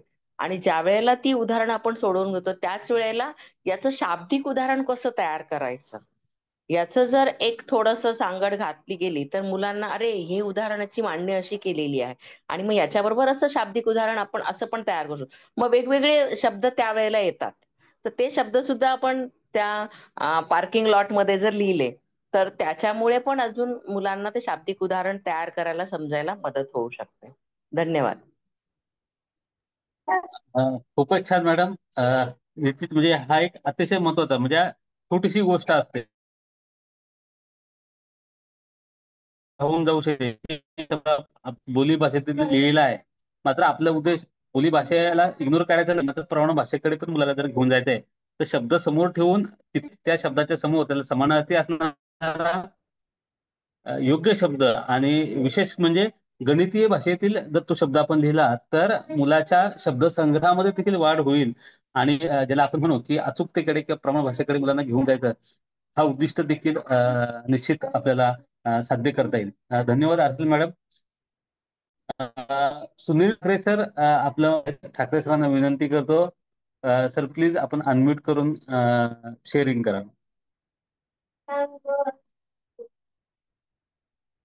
ठाकरे सर अनम्यूट करून अनम्यूट करा प्लीज.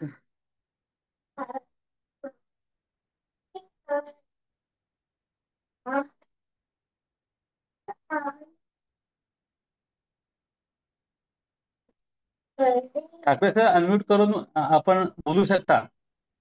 हा नमस्कार सर. हॅलो. हा सर आवाज येतोय, बोला आपण सर. हा सर्वांना नमस्कार. सर खूप छान पद्धतीने सोनवणे सरांनी आता हे जवळजवळ तासभर त्यांनी जो हे घेतलं लेक्चर घेतलं सर, खूप छान पद्धतीने माहिती मिळाली. सर आपण जेव्हा विद्यार्थ्याला FLN अंतर्गत जेव्हा त्या स्तरावर आपण भागाकारच्या शेवटचा स्तर आहे टप्पा, त्या स्तरावर नेत असताना आपण बघतोय की त्यांचं बेरजेमध्ये आपण ज्या अर्थी तो भागाकारापर्यंत आला म्हणजे बेरीज वजाबाकी गुणाकार झालेला आहे. पण शाब्दिक उदाहरणाच्या बाबतीत जर का आपण बघितलं तर साधारणतः बऱ्याच वेळा त्यांना शाब्दिक उदाहरणं सोडवताना अडचणी येतात की जसं आता म्हणजे शाब्दिक उदाहरण नेमकं त्यांना काय हवंय, वजाबाकी हवी का बेरीज हवी आहे. तर त्याकरता मी माझ्या शाळेत एक प्रयोग केलं होतं की विद्यार्थ्यांना साधारण त्यांच्या दैनंदिन व्यवहारात जे काही दिवसभर घडामोडी होत आहेत का त्याला काही आणायला सांगतायत घरून, कोणी काय आणायला सांगितलं, तर मग त्यातून मग त्यांना नेमकं काय बाबा आणायला सांगितलं होतं, तुला 50 रुपये दिले, मग त्यातले 20 रुपये खर्च झाले, मग तुम्ही नेमकं काय केलं, मग कमी पैसे झाले म्हणजे नेमकं कमी झालं म्हणजे आता हा तर संबोध त्यांना क्लिअर आहे. म्हणजे अशा प्रकारचा सराव जर का आपण घेतला, जो आता सोनवणे सरांनी खूप छान प्रत्येक गोष्ट सांगितली, बाकीच्या सरांनी सुद्धा शिक्षक होते, बंधू भगिनी वगैरे होते, त्यांनी सुद्धा खूप छान प्रकारे गाईडलाईन्स हे केल्या. पण अशा प्रकारचा जर का सराव आपण घेतला दैनंदिन व्यवहाराचा त्यांचा प्रत्यक्ष म्हणजे प्रॅक्टिकली त्यांच्या रोजच्या दैनंदिन जीवनात काय काय घडतंय त्याप्रमाणे जर का उदाहरणं घेतली तर त्यांना मग नेमकं ह्या उदाहरणामध्ये त्यांना बेरीज हवी आहे का वजाबाकी हवी का गुणाकार हवाय का भागाकार हवाय हे त्यांना कळतं. म्हणजे थोडं थोडं आकलन होत जातं. Am I right sir? अगदी येस बरोबर सर, सर. अगदी. हा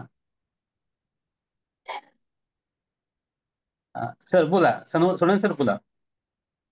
हा तर हा माझा मुद्दा होता की जास्तीत जास्त आपण सराव जागा रोजच्या म्हणजे शाब्दिक उदाहरणं जे दिलेत पुस्तकात दिलेत, गणिती पुस्तकात वगैरे जे दिलेत ती बाजूला ठेवून पहिले स्टार्टअपला त्यांना जागा आपण रोजचे बाबा 10 रुपये दिले होते, वस्तू आणली तुम्ही दुकानातून किंवा रोजच्या दिवसभरात त्यांनी जो काय व्यवहार केलाय त्यातून मग त्यांना बेरीज करायची का वजाबाकी करायचे हे क्लिअर होते. मी हा प्रयोग केला होता साधारणतः. मग त्यांना शाब्दिक उदाहरणं समजायला वेळ जात नाही, म्हणजे आकलन एवढा वेळ लागत नाही आकलन व्हायला. अगदी नक्कीच सर. म्हणजे हॅलो, तर आपण सेकंड सर.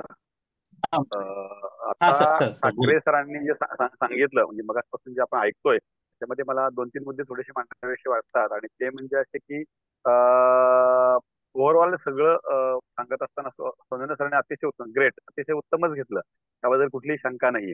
आता जे मुद्दे येत आहेत ना याच्यामध्ये 2 मुद्दे मला थोडेसे सुचवावेसे वाटतात की सर म्हणाले की आता ठाकरे सर म्हणाले की तुम्ही जास्त सराव घ्यावा आणि मला त्याच मुद्द्याला थोडंसं स्पेस असं मी करतोय की एक गोष्ट आपण लक्षात घेऊया की बऱ्याचदा शिक्षक आपले बंधू भगिनी असतात ते काय करतात की बेरीज वजा गुणाकार भागाकार सर्व क्रियांचा सराव घेताना जास्त फोकस जो असतो ना ती क्रिया जमणे याच्यावर असतो.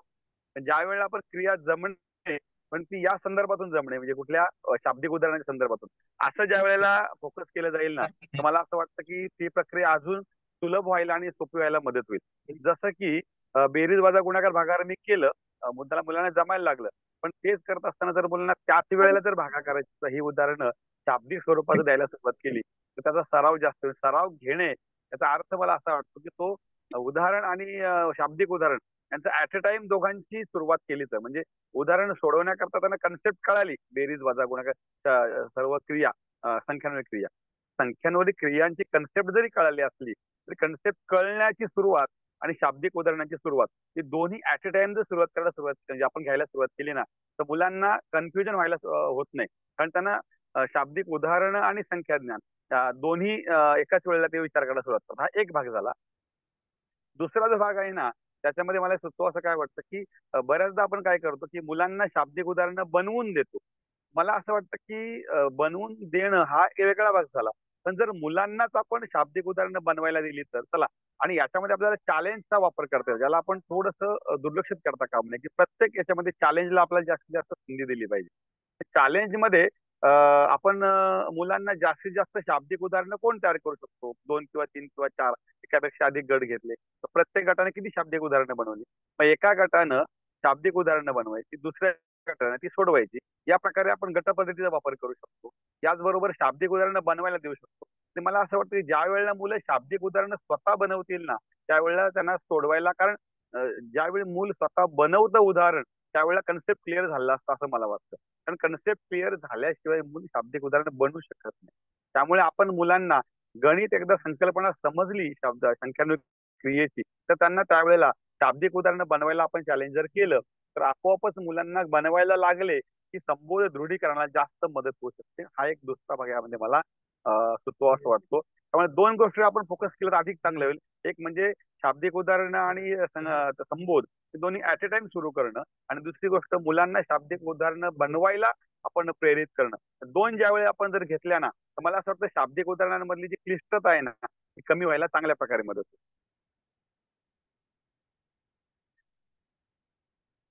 हॅलो. हा सर, आवाज येतोय सर, बोला सर. नाही नाही, इथपर्यंत वाटतं. बाकी अजून काही शंका कोणाच्या असतील तर नक्कीच बोलाव्यात. कारण सोनवणे सरांनी हो. अगदी इतका सूक्ष्म विचाराने खोलात त्यांनी मुद्दे मांडलेले आहेत ना, तर मला असं वाटतं येस, येस. राहिलेले नाहीये.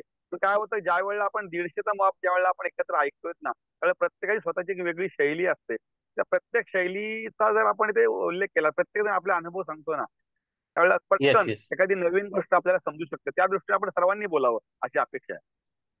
येस, येस, निश्चित सर. मी आदरणीय अजूनही आदरणीय चौधरी सरांनी जो मुद्दा मांडला तो मला खूप अपील झाला, आणि त्या मुद्द्याच्या अनुषंगाने मी सांगू इच्छितो की आपण भाषेची जेव्हा भाषेचा जेव्हा अभ्यास करतो किंवा भाषेच्या जेव्हा ह्या चाचण्या आल्या, पायाभूत चाचणी, त्यावेळेला एका शब्दावरून गोष्ट लिहा किंवा एका शब्दावरून गोष्टीची मांडणी करा. तर सेम आपल्याला भाषिक शाब्दिक उदाहरणं तयार करताना तुम्ही जर ही पारिभाषिक शब्दांची जंत्री बघितली, तर जास्त, अधिक किंवा एकत्र करणे हा शब्द आला पाहिजे. हा शब्द त्या उदाहरणात आला पाहिजे असं उदाहरण तयार करा. मग असे पारिभाषिक शब्द जर फळ्यावर लिहिले, तर मुलं वेगवेगळ्या प्रकारे उदाहरणं तयार करू शकतील. त्यात त्या संख्या वेगवेगळ्या असतील, घटना वेगळी असेल, त्या वाक्याचा अर्थ वेगवेगळा असेल, पण त्यांना एक कळेल की एकत्र करायचे म्हणजे बेरजेचं आपल्याला करायचं. तर सरांनी खूप छान मुद्दा मांडला की विद्यार्थ्यांना काम करायला दिलं पाहिजे. म्हणजे त्याला मेंदू आधारित अध्ययन म्हणतात ना, स्वतः काम करायला संधी दिली ना, तर ते मुलं शाब्दिक उदाहरणं अधिकाधिक तयार करू शकतील, आणि त्यातून खूप चांगली त्यांची प्रगल्भता वाढेल किंवा प्रभुत्व संपादनाकडे ते विद्यार्थी जायला मदत होईल. Thank you Chaudhary sir. Okay okay, धन्यवाद सर, धन्यवाद. ओके. आणि चौधरी सरांनी जे सांगितलं ते आपल्या मुली प्रशिक्षणामध्ये एक महत्वाचं आपली पायरीच आहे. ती म्हणजे मुलांना आपण चॅलेंज दिलं पाहिजे, आव्हान दिलं पाहिजे. आणि आपण बऱ्याच वेळा म्हणतो की मुलं ग्रामीण भागात तिथे घरी भाजीपाला लावलेला असतो, किंवा जवळच्या कुठल्या शहरात जायचं असेल तर मुलं रिक्षाने जातात, बसने जातात. अशी छोटी मोठी, किंवा घरात टेलरिंग करणारी आई असते, अशी छोटी मोठी उदाहरणं मुलांकडे, हजारो मुलांमध्ये ती उदाहरणं असतात. अगदी त्या उदाहरणं मुलांशी चर्चा करून त्यांच्याकडे काढून घरी काय चाललंय, घरी आई काय करते, बाबा काय करतात, तू तुझ्या जवळचं शहराचं गाव कुठं आहे, तिथे तू कसं जातो, कुठल्या वाहनाने जातो, तर तिथे किती रुपये लागतात, भाजीपाला कसं आहे. तर अशी अनेक उदाहरणं जी आहेत, उदाहरणं मुलांना देऊन त्यांचीच उदाहरणं त्यांना स्वतःच्या स्वभाषेत रचायला सांगणं, म्हणजे स्वरचना करणं. आणि स्वरचनेतून आपला उद्देश जो आहे की मुलाला चॅलेंज देऊन त्यांनी ते आव्हान स्वीकारावं आणि आव्हान पूर्ण करावं, हा मुलीचा उद्देश आणि दिशाचा उद्देश हा आदरणीय चौधरी सरांची अतिशय सांगड घातलेली आहे, महत्वपूर्ण. धन्यवाद सर. अजून आपले शिक्षक बंधू भगिनींना विनंती आहे की असेच आपले अनुभव आपण जरूर शेअर करावेत. आपण हँड रेज करावं, अनम्यूट करावं किंवा चॅट बॉक्स मध्ये लिहावं.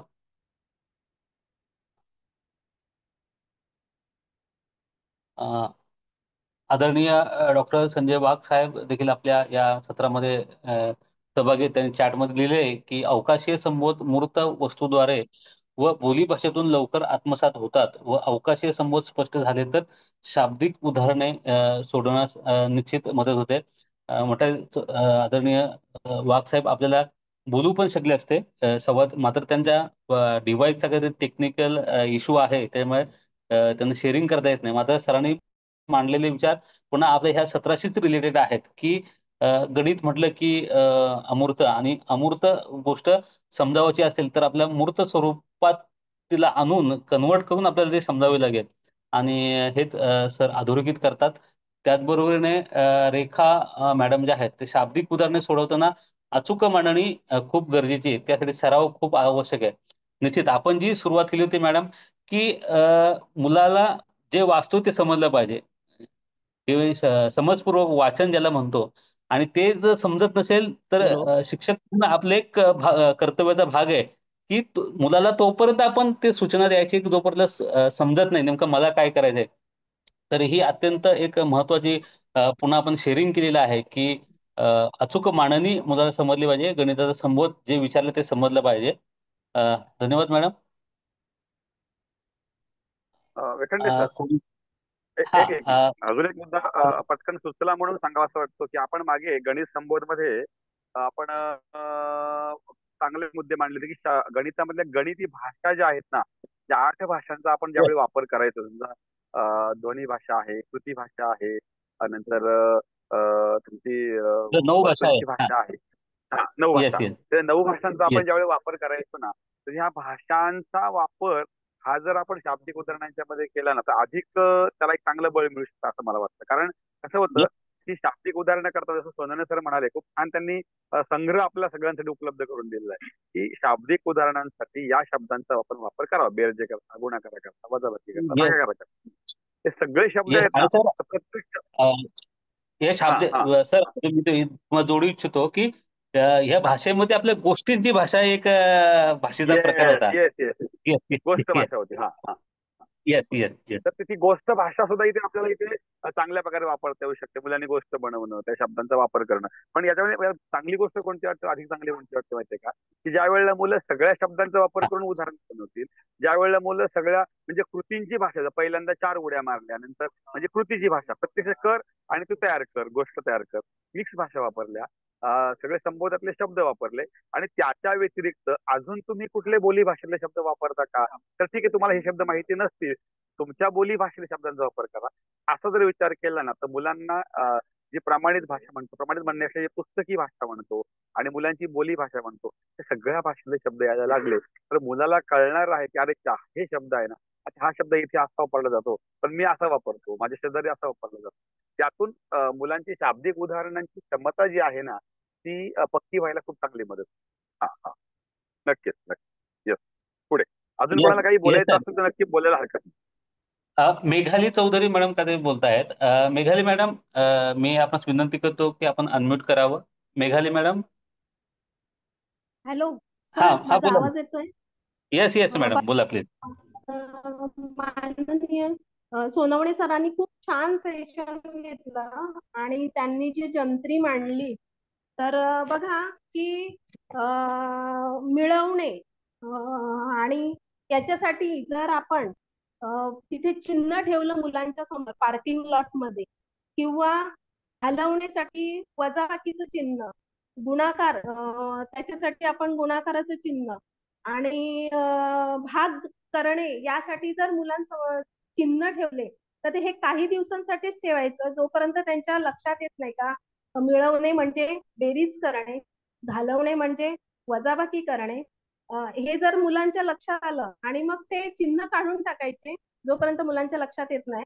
आणि तोपर्यंत म्हणजे ही जी जंत्री आहे की मुलांसमोर जर आपण ठेवली पार्किंग लॉट मध्ये तर मग ते उदाहरण वाचल्यानंतर मुलांना कळणार आहे की बाबा मिळवणे किंवा किती शिल्लक राहील यासाठी आपल्याला आता वजाबाकीच करायची आहे. तर ते मुलांच्या जास्त लक्षात राहील चांगल्या प्रकारे आणि मुलं वाचल्यानंतर ती उदाहरणं चांगल्या प्रकारे सोडवू शकतील. तर मी सोनवणे सरांना विनंती करेन की त्यांनी ती जी जंत्री आहे ती सगळ्यांसोबत शेअर करावी.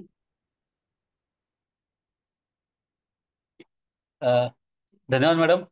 सोनवणे सरांनी आपल्याला सांगितलेलंच आहे की त्यांच्याकडचं मटेरियल निश्चित आपल्या सर्वांपर्यंत ते पोहोचवणार आहेत आणि आपण जे विचार मांडलेत ते निश्चित जोपर्यंत आपल्या डोळ्याला दिसत नाही तोपर्यंत आपल्याला त्याची स्पष्टता येत नाही. आणि तुम्ही जे सांगितलं की आपण शाब्दिक उदाहरणं देताना ह्या सगळ्याची मुलांना त्या शब्दाचा अर्थ गणितीय भाषेत लक्षात यावा आणि म्हणून गणितामध्ये जी चिन्ह आपण वापरतो विविध कृतींसाठी ती समोर ठेवणं तितकीच आवश्यक आहे किंवा महत्वाची देखील आहेत. आणि या छोट्या मोठ्या गोष्टी आपण ह्या चर्चेतूनच साध्य होतात. धन्यवाद मॅडम, आपण आपले विचार या व्यासपीठावर व्यक्त केलेत आणि सर्वांसाठी एक छान अशी ऍक्टिव्हिटी तुम्ही दिलेली आहेत जी गणिताच्या संबोधासाठी सर्वांना उपयुक्त होईल. धन्यवाद मॅडम. अजून कोणी बोलू इच्छित असेल तर कृपया आपण हँड रेज करावा किंवा स्वतःला अनम्यूट करून आपण चर्चा करावी. तर हा विश्वनाथ सर बोला ना. हॅलो. बोला प्लीज. बोला सर. बोला. हा सर, आताच ते जोडतोय मी फक्त. बघितले अगदी Yes, yes. खेड्यातले बघितली किंवा तरी व्यवहार ज्ञान हे अतिशय चांगलं दुकानामध्ये की त्या व्यवहार ज्ञान जे आहे त्यांचं ते जर गणिती भाषेशी जर जोडलं तर त्यांना आपण त्याच्यातून अपूर्णांक शिकू शकतो किंवा शाब्दिक उदाहरणं सुद्धा तयार करू शकतो त्यामधून. म्हणजे त्यातून एक चांगली ऍक्टिव्हिटी आपल्याला मुलांची घेता येईल की तुम्ही रोज तुमचे पालक वगैरे तुम्हाला दुकानात पाठवतात, काय आणायला पाठवतात. उदाहरणार्थ चॉकलेट आणले 5 रुपयाचे, तर 10 रुपये दिले होते, त्याच्यातून 5 रुपयाचे चॉकलेट आणले, तुमच्याकडे किती रुपये अजून शिल्लक आहेत. यासारखी जी त्यांची व्यवहारातली जी रोजची जी उदाहरणं आहेत तीच आपण काय करू गणितामध्ये जोडूया आणि त्याच्यापासून आपण शाब्दिक उदाहरणं त्यांच्याकडूनच तयार करून घेऊया. म्हणजे काय विद्यार्थ्यांचा सराव होईल आणि त्यांना शाब्दिक उदाहरणाचं महत्व कळेल की किती सोपं आहे. असं विद्यार्थ्यांना सहज अगदी त्यांच्या कृतीतूनच ते त्यांना समजेल असं मला वाटतंय. Yes sir. हॅलो. नक्की वेखंडे सर एक मिनिट जोडतोय हा जा. सर. विश्वनाथ सरांनी जे आता सांगितलं की नाही खूप छान, म्हणजे की मुलांना व्यवहारातलं. पण गंमत सांगू का तुम्हाला, इथे मुलांना चॅलेंज करता येतं. विश्वनाथ सर बढिया, चांगला मुद्दा होता तुमचा. त्याला थोडंसं जोडतोय असं की व्यवहारातली जी उदाहरणं म्हणतो की नाही आपण, त्यावेळेला मुलांना आपण चॅलेंज करायचं किंवा ऍक्टिव्हिटी द्यायची, स्वाध्याय द्यायचा, काही म्हणूया की त्यांनी दर आठवड्याला आपल्या पालकांबरोबर खरेदी करता जेव्हा जमेल तेव्हा जावं आणि खरेदी केलेली जी घटना असते ती गोष्ट रूपाने सांगावी आणि तिचं रूपांतर उदाहरणामध्ये करा. फायदा काय होणार आहे माहितीये का, की पहिल्यांदा मी हे घेतलं, नंतर हे घेतलं, याची किंमत एवढी होती, मग एवढे किती पैसे झाले, अशा प्रकारचं उदाहरण. म्हणजे मुलांना व्यवहार कसं होतं माहितीये का, वहीवरची उदाहरणं, पाठीवरची उदाहरणं सोडवणं आणि एखाद्या भाजीवाल्याकडे आपण जर गेलो आणि त्याला आपल्याला माहिती असते की भाजीच्या किती आपल्याला एकूण रक्कम किती झाली ती, आणि भाजीवाल्याला आपणच विचारतो की किती रुपये देऊ तुला. मग भाजीवाली बाई पेक्षा जर आपण जास्त शिकलेलो असू तर आपण त्यांना विचारण्याची गरज का, आपण हिशोब करून द्यायला नको का. पण आपण बऱ्याचदा त्या गोष्टीकडे कानवेळा करतो किंवा कंटाळा करतो आणि मग मात्र आपण काय करतो, प्रत्यक्ष भाजीवाल्याला विचारतो. आता हे का घडतं, तर मुलांना म्हणजे ही व्यवहारातल्या गोष्टींची सांगड घालण्याची किंवा गणिताच्या ज्ञानाचा उपयोग करण्याची क्षमता किंवा त्यातला इंटरेस्ट दिसत नाही ना, मग ती माणसं विचारतात. आपण हिशोब करून त्यांना दिलं पाहिजे, किती झाले सांगितलं पाहिजे. आपण बऱ्याचदा त्यांना विचारतो. म्हणून व्यवहारातल्या गोष्टींची सांगड घालण्याची क्षमता आणि सवयी मुलांना यातून लावली पाहिजे. चांगला मुद्दा आहे. धन्यवाद. नक्कीच नक्कीच सर, धन्यवाद.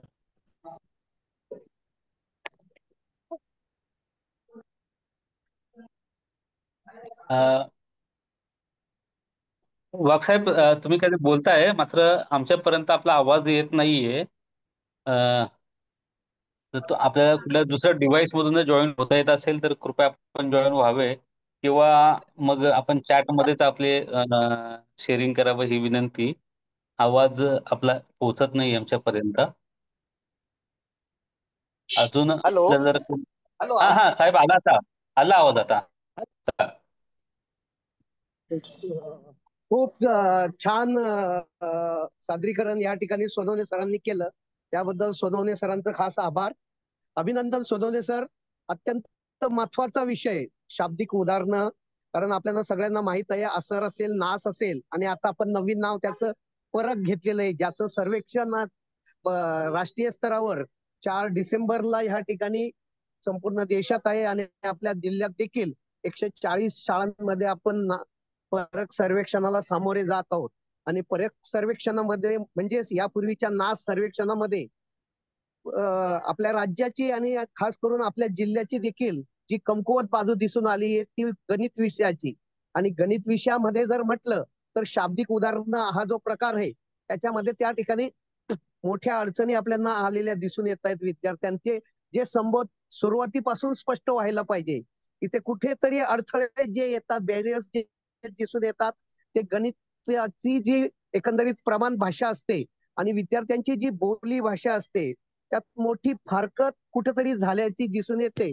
आणि मग पुस्तकात तर असं म्हटलंय आणि उदाहरण तर व्यावहारिक उदाहरण ज्या वेळेला येतो, कारण शाब्दिक उदाहरणं ही शक्यतो व्यवहारातील उदाहरणं असतात. म्हणजे या ठिकाणी सोनवणे सरांनी दिलेलं उदाहरणं जरी असतील क्रिकेट खेळाशी संबंधित किंवा मगाशी या सरांनी चांगल्या प्रकारे बोली भाषेच्या वापराच्या दृष्टीने कुजलेला शब्द वापरला की माझ्याकडे अशाशे इतक्या बिया होत्या किंवा काय हे होतं आणि त्यातून ही फळं कुजली किंवा काय पेरू कुजले, असे जे काही शब्दप्रयोग आपण व्यावहारिक जी भाषा वापरतो या भाषेचा जर विचार करण्याचा प्रयत्न केला आणि गणितातले जी एकंदरीत शाब्दिक मांडणी जी करायची असते त्यात आपण जे काही प्लस मायनस अशा पद्धतीची वाक्यरचना करत असतो आणि एकंदरीत नेहमीच्या ढाच्यामध्ये जी उदाहरणाचं जे दिलेलं असेल म्हणजे बेरजेची उभी किंवा आडवी मांडणी असेल त्याच्यापेक्षा हे शाब्दिक उदाहरणं जरा वेगळ्या पद्धतीची असतात. कधी कधी शाब्दिक उदाहरणामध्ये नंतर करावायची जी क्रिया असते ती अगोदर त्या पद्धतीने सुरुवात झालेली असते आणि मग विद्यार्थी त्या ठिकाणी थोडं बुचकळ्यात पडतो की मी ह्या ठिकाणी वाक्याची जी सुरुवात झालेली आहे त्याच्यापासून शाब्दिक सुरुवात करावी का उदाहरणाने. आणि खरं तर त्या शाब्दिक उदाहरणामध्ये त्या उदाहरण वाचल्यानंतर त्याचा योग्य अर्थ लावल्यानंतर त्याची सुरुवात खरं तर शेवटच्या संख्येपासून किंवा जे काही घटना त्या ठिकाणी अधोरेखित केलेली असेल त्यापासून ती होणं अपेक्षित असतं. आणि अशा एकंदरीत ह्या व्यावहारिक भाषा आणि गणिती भाषा याचा कसा संबंध लावायचा, व्यावहारिक भाषेमध्ये बोली भाषेचं महत्व कसं आहे आणि आपण त्या विद्यार्थ्याला वेगवेगळ्या उदाहरणाद्वारे म्हणजे एकच उदाहरण त्या ठिकाणी पण त्या ठिकाणी 10 वेगवेगळे शब्द प्रयोग जर केले म्हणजे कुजणं असेल, देणं असेल, काढून टाकणे असेल किंवा काय हे वजाबाकीच्या संदर्भात असेल किंवा मिळवणे असेल, मिक्स करणे असेल, दुसऱ्याकडून प्राप्त करून घेणे असे हे बेरजेच्या संदर्भात असेल किंवा वाटे करणे, हिस्से करणे हे त्या पद्धतीने भागाकाराच्या संदर्भात असेल किंवा पट करणे, गुणोत्तर करणे हे ज्या पद्धतीने अपेक्षित असेल ह्या सगळ्याचा जर विचार केला तर त्या ठिकाणी व्यावहारिक भाषा जी असते, बोली भाषा जी असते ती खूप महत्वाची असते.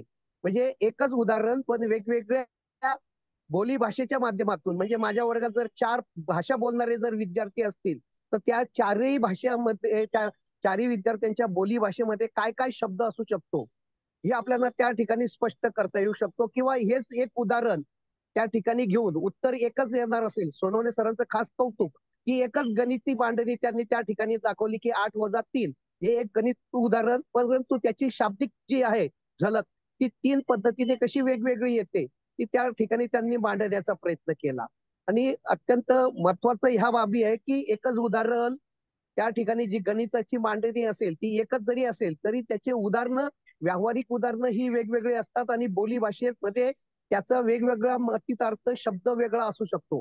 परंतु गणित करताना मात्र आपल्याला ते लक्षात ठेवणं गरजेचं असतं आणि त्यात नेमकं काय महत्वाचं आहे म्हणजे उद्देश काय आहे हे आपण त्या ठिकाणी जर लक्षात घेतलं तर खूप छान पद्धतीने आपण ते विद्यार्थ्यांना कुठंतरी नाविन्य शोधलं, नवनिर्मिती केली हा त्या ठिकाणी संबोध जाणार असतो. तो संबोध देणं हे देखील आपल्याला मोलीच्या दृष्टिकोनातून खूप महत्वाचा असतो. नवनिर्मितीचा आनंद त्या ठिकाणी विद्यार्थ्यांना लुटता येतो, त्यांचा कॉन्फिडन्स वाढतो. मोलीमधले जे 6C आपण ह्या ठिकाणी विद्यार्थ्यांना आत्मसात करायला आपण प्रेरित करत असतो. हे गणित विषयाच्या माध्यमातून गणिताची जर एकदा आवड जर झाली तर सर्वात सोपा विषय विद्यार्थ्यांना तो वाटायला लागतो आणि मग असा आवडता विषय आणि हा जो शाब्दिक उदाहरण हा जो प्रकार आहे तो तसा एकदा जर आत्मसात झाला तर फारच सोपा असतो, परंतु तो जर आत्मसात झाला नाही तर मग महाकठीण तो त्या ठिकाणी वाटायला लागतो. आणि जर सोपा जर वाटला तर आपोआप 6C कॉन्फिडन्स त्या ठिकाणी क्रिएटिव्हिटी त्या ठिकाणी विद्यार्थ्याची वाढू शकते, कारण या क्रिएटिव्हिटीतून त्याचे पाढे तात्काळ पाठ होऊ शकतात. वर्गमूळ असेल, घनमूळ असेल, विद्यार्थी त्या पद्धतीने आवडीने करायला लागतो. तर ह्या सगळ्या गोष्टींचा पाया हा शाब्दिक उदाहरण आहे आणि शाब्दिक उदाहरणामध्ये सांगड घालायची म्हटलं तर बोली भाषा आहे आणि बोली भाषेचा ज्या वेळेला आपण विचार करतो तर सगळ्यात महत्वाचं क्षेत्र गणिती क्षेत्र म्हणजे अवकाशीय संबोध जे चा आपल्याला या ठिकाणी विद्यार्थ्यांना ओळख करून देणं खूप क्लिष्ट काम हे खरं तर त्या ठिकाणी असतो.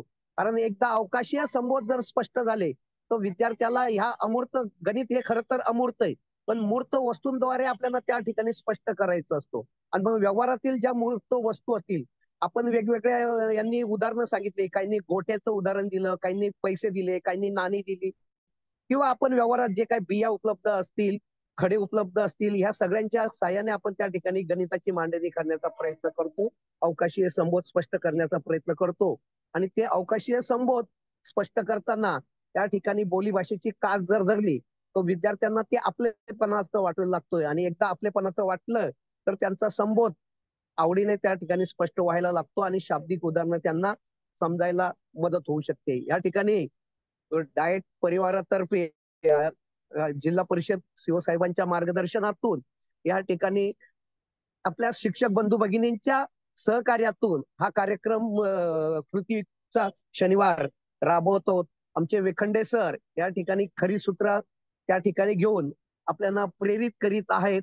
आमचे सहकारी डॉक्टर चौधरी सर त्या ठिकाणी खरं तर ते आजारी आहेत. खरं तर दोघं जण, हे दोघं बिन्नीचे शिलेदार आपण ज्यांना म्हणूया, डॉक्टर चौधरी सर आणि वेखंडे सर, दोघं जण खरं तर आजारी असताना देखील ही लढाई या ठिकाणी लढतायत. कुठेतरी त्यांना इच्छा आहे की माझ्या जिल्ह्यातील विद्यार्थी पुढे परखला सामोरे जाणार आहोत आणि त्यावेळेला कुठल्याही पद्धतीने अडचण यायला नको. कारण परखची पार्श्वभूमी देखील, किंवा ज्याला आपण ह्या ठिकाणी लर्निंग आउटकम्स म्हणतो, अध्ययन निष्पत्ती, ही अध्ययन निष्पत्ती त्या ठिकाणी स्पष्ट कधी होईल तर विद्यार्थ्याला पूर्ण त्याचं ज्ञान झालेलं असेल, विद्यार्थ्याला त्या सगळ्या गोष्टी प्राप्त झालेल्या असल्या पाहिजे. आणि ह्या प्राप्त कधी होतील तर ज्या वेळेला त्याला ह्या सगळ्या गोष्टी अवकाशीय संबोध समजलेले असतील, त्यातून कोणती गणिती क्रिया ती समजलेली असेल, गणिती क्रिया करताना कुठली क्रिया प्राधान्याने आणि प्रथम स्टेजला करायची, आणि त्याच्या पायऱ्या कोणकोणत्या, त्या क्रमाने कसं जायचं, आणि उत्तर बरोबर आहेत की नाही त्याचं वेळोवेळी फॉलोअप घेऊन, पडताळणी करून, बरोबर उत्तराची खातरजमा करून, आणि शेवटी पुन्हा त्याचा पडताळा घेऊन, कारण शेवटी पुन्हा पडताळा घेऊन माझं जे उत्तर आहे ते बरोबर आहे की नाही. कारण ज्या वेळेला आपण म्हणतो की ज्या वेळेला 8तून आपण 3 घालवतो त्यावेळेला 5 शिल्लक राहतात, पण शिल्लक राहिलेले 5 आणि घालवलेले 3 बरोबर माझ्याकडे पूर्वी 8 होते, असं आपण ज्या वेळेला पडताळा घेऊन यस म्हणतो त्यावेळेला खऱ्या अर्थाने ती गणिती क्रिया पूर्ण झालेली असते आणि आपलं उत्तर पूर्ण झालेलं असते. तर आपण एक सर्व शिक्षक बंधू भगिनींनो, आपण खूप आत्मीयतेने ह्या दिशा उपक्रमाच्या याच्यामध्ये सहभागी झालेले आहात. फक्त तुम्हाला पुन्हा मी एक विनम्र आवाहन असं करेल की आपलं जे काही रेकॉर्ड असेल, कारण आजही आम्ही ज्या वेळेला 2 दिवसापूर्वी किती शाळांनी अद्याप दिशा प्रकल्पाच्या संदर्भात पूर्ण माहिती भरलेली नाही, तर आजही काही शाळा त्या पद्धतीने अपूर्ण माहितीच्या, म्हणजे 100% जे विद्यार्थ्यांच्या नोंदी श्रेणीयुक्त व्हायला हव्यात त्या झालेल्या दिसत नाही. तर जर एखादी विद्यार्थ्याची नोंद राहिलेली असेल तर शाळेची नोंद अपूर्ण राहते. शाळेची नोंद अपूर्ण राहिली तर पर्यायाने केंद्र, तालुका आणि जिल्हा ते कुठेतरी अपूर्ण राहतंय. त्यामुळे सगळ्यांना आवाहन की आपण आपल्या नोंदी ज्या आहेत या दृष्टीने त्या वेळीच पूर्ण कराव्यात, जेणेकरून आपल्या विद्यार्थी पातळीवर ज्या आंतरक्रिया आहेत त्या आंतरक्रियाच्या संदर्भात सोनवणे सर असतील, अलंकार सर असतील, किंवा गोतारणे सर असतील, किंवा सासे मॅडम असतील, या ठिकाणी अनेक शिक्षक यादी यापूर्वी सादरीकरण केलेलं आहे. खूप छान पैकी सादरीकरण त्यांनी केलेलं आहे. आपण कुठंतरी प्रेरित झालेलो आहोत. आंतरक्रिया आपण त्या पद्धतीने करत आहोत, त्यांचं मूल्यांकन करत आहोत, श्रेणी करत आहोत, आणि त्या श्रेणींची नोंद मात्र वेळीच होणं हे देखील तेवढंच महत्वाचं आहे. त्यामुळे आपण त्या पद्धतीच्या नोंदी करूया. त्यासाठी सगळ्यांना शुभेच्छा. वेखंडे सर, खूप छान पद्धतीने तुम्ही आणि चौधरी सरांनी हे सत्र हँडल केलं. तुम्हालाही धन्यवाद. धन्यवाद सर. धन्यवाद साहेब. धन्यवाद. साहेब. आपली प्रेरणा या ठिकाणी निश्चित आम्हाला काम करण्यासाठी प्रेरित करत असते. मी धन्यवाद व्यक्त करतो की आपण जे परख म्हणतो की performance assessment review and analysis of knowledge for holistic development जे आपण या ठिकाणी नमूद केलं आणि ज्याला आपण आता पूर्ण जिल्हा सामोरे जात आहे, ते त्या निश्चित या बाबीसाठी आपल्या दिशा उपक्रमाची आपल्याला निश्चित एक मदत होणार आहे. आपलं मार्गदर्शन याप्रमाणेच यापुढेही कायम राहील अशी अपेक्षा करतो. त्याचप्रमाणे आपल्या ह्या सत्रात पूर्ण वेळ उपस्थित आदरणीय राक्षे साहेब आहे. मी आदरणीय राक्षे साहेब यांना देखील विनंती करतो की आजच्या ह्या शेवटाकडे जात असताना आपण सर्व सहभागी शिक्षकांना मार्गदर्शन करावं. ओव्हर टू आदरणीय राक्षे साहेब.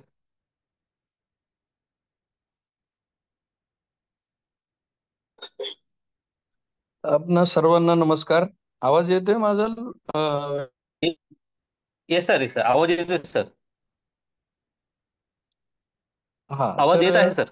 हा, आजच्या सत्रामध्ये खूप चांगली चर्चा या ठिकाणी झाली. आदरणीय शिव सरांनी पण आपल्याला सुरुवातीला मार्गदर्शन केलं.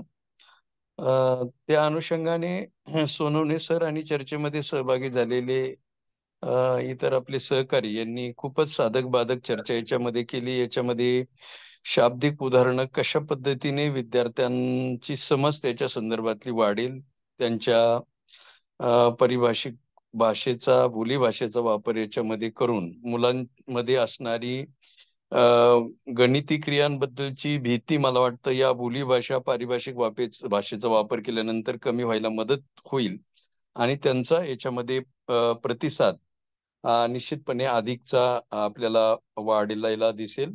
त्यानंतर सोनवणे सरांनी खूप चांगला मुद्दा सांगितला की तुम्ही जे काही मुद्दे येणार आहेत, म्हणजे ज्या मुद्द्यावर चर्चा होईल उदाहरणाच्या अनुषंगाने, ते डावीकडे आणि नवीन काही संकल्पना येतील किंवा संज्ञा येतील तर त्या उजवीकडे भाग करून नोंदवाव्यात आणि त्याच्यावर चर्चा करता येतील. हा पण मुद्दा याच्यामध्ये महत्वाचा आहे असं मला वाटतं. तर निश्चितपणे आता पुष्कळ वेळ झालेला आहे, जवळपास 2 तास आपण याच्यामध्ये चर्चा करतो आहोत. तर या चर्चेचा अधिक उपयोग तेव्हाच मला वाटतं चांगल्या पद्धतीने होईल की आपले सगळे सहकारी शिक्षक बांधव याचा अधिक चांगल्या पद्धतीने विद्यार्थ्यांमध्ये अध्ययन प्रक्रियेमध्ये उपयोग करतील आणि विद्यार्थी जेव्हा स्वतःची उदाहरणं तयार करायला लागतील, स्वतः त्याच्यामध्ये पार्टिसिपेट होतील आणि स्वतःची काही उदाहरणं तयार करतील आणि ही उदाहरणं तयार केल्यानंतर किंवा आपल्या मार्गदर्शकांनी समोर ठेवल्याच्या नंतर कोणती गणिती क्रिया त्या ठिकाणी आपल्याला वापरायची आहे याचा संबोध जर विद्यार्थ्यांना चांगल्या पद्धतीने हे झाला तर मला वाटतं गणिती क्रिया करण्यामध्ये अधिक चांगली गती येईल. खूप चांगली चर्चा याच्यामध्ये झालेली आहे. या पुढच्या काळामध्ये पण आपले हे सत्र होत राहतील. तर सुरुवातीला उपस्थिती कमी होती, नंतर उपस्थिती वाढलेली आहे. यापेक्षा अधिकची उपस्थिती आगामी सत्रामध्ये आपल्या सगळ्यांना अपेक्षित आहेत. आपले सर्व गट शिक्षण अधिकारी, विस्तार अधिकारी, केंद्र प्रमुख यांनी या पुढच्या काळामध्ये आपल्या सगळ्या पर्यवेक्षक यंत्रणेसह आपले जे शिक्षक आहेत त्यांची संख्या याच्यामध्ये वाढेल, पार्टिसिपेशन वाढेल, याच्याकडे लक्ष द्यावं. ही सत्र निश्चितच आपल्या सगळ्यांना उपयुक्त होतील आणि आपल्या दिशा उपक्रमाची दिशा ही अधिक सुस्पष्ट होत जाईल अशी अपेक्षा या निमित्ताने आहे. आपल्या सगळ्यांना धन्यवाद. धन्यवाद सर. आपण जे सांगितलं ते सत्राविषयी तर आपलं मत चांगलं होतं, मात्र सर्व पर्यवेक्षक यंत्रणा देखील आव्हान आहे की जी चर्चा होत आहे ती सर्व शिक्षकांना पोहोचली पाहिजे अशी माननीय शिक्षणाधिकारी साहेब यांची तळमळ आहे. सर धन्यवाद. आजचं हे सत्राकडे आपण शेवटाकडे जाऊया. आता बऱ्याचशा चर्चा आपल्या झालेल्या आहेत आणि जवळपास 2 तासही होत आलेले आहेत. अनेक सहभागी आहेत त्यांनी सत्र छान झालं असं कमेंट आपल्याला दिलेले आहेत आणि आदरणीय वाघसाहेब, राक्षे साहेब यांनी जे सांगितलेलं आहे त्याच्यावरून सुद्धा सेशन बद्दल काही शंका राहिलेल्या नाहीत असं या ठिकाणी होतं.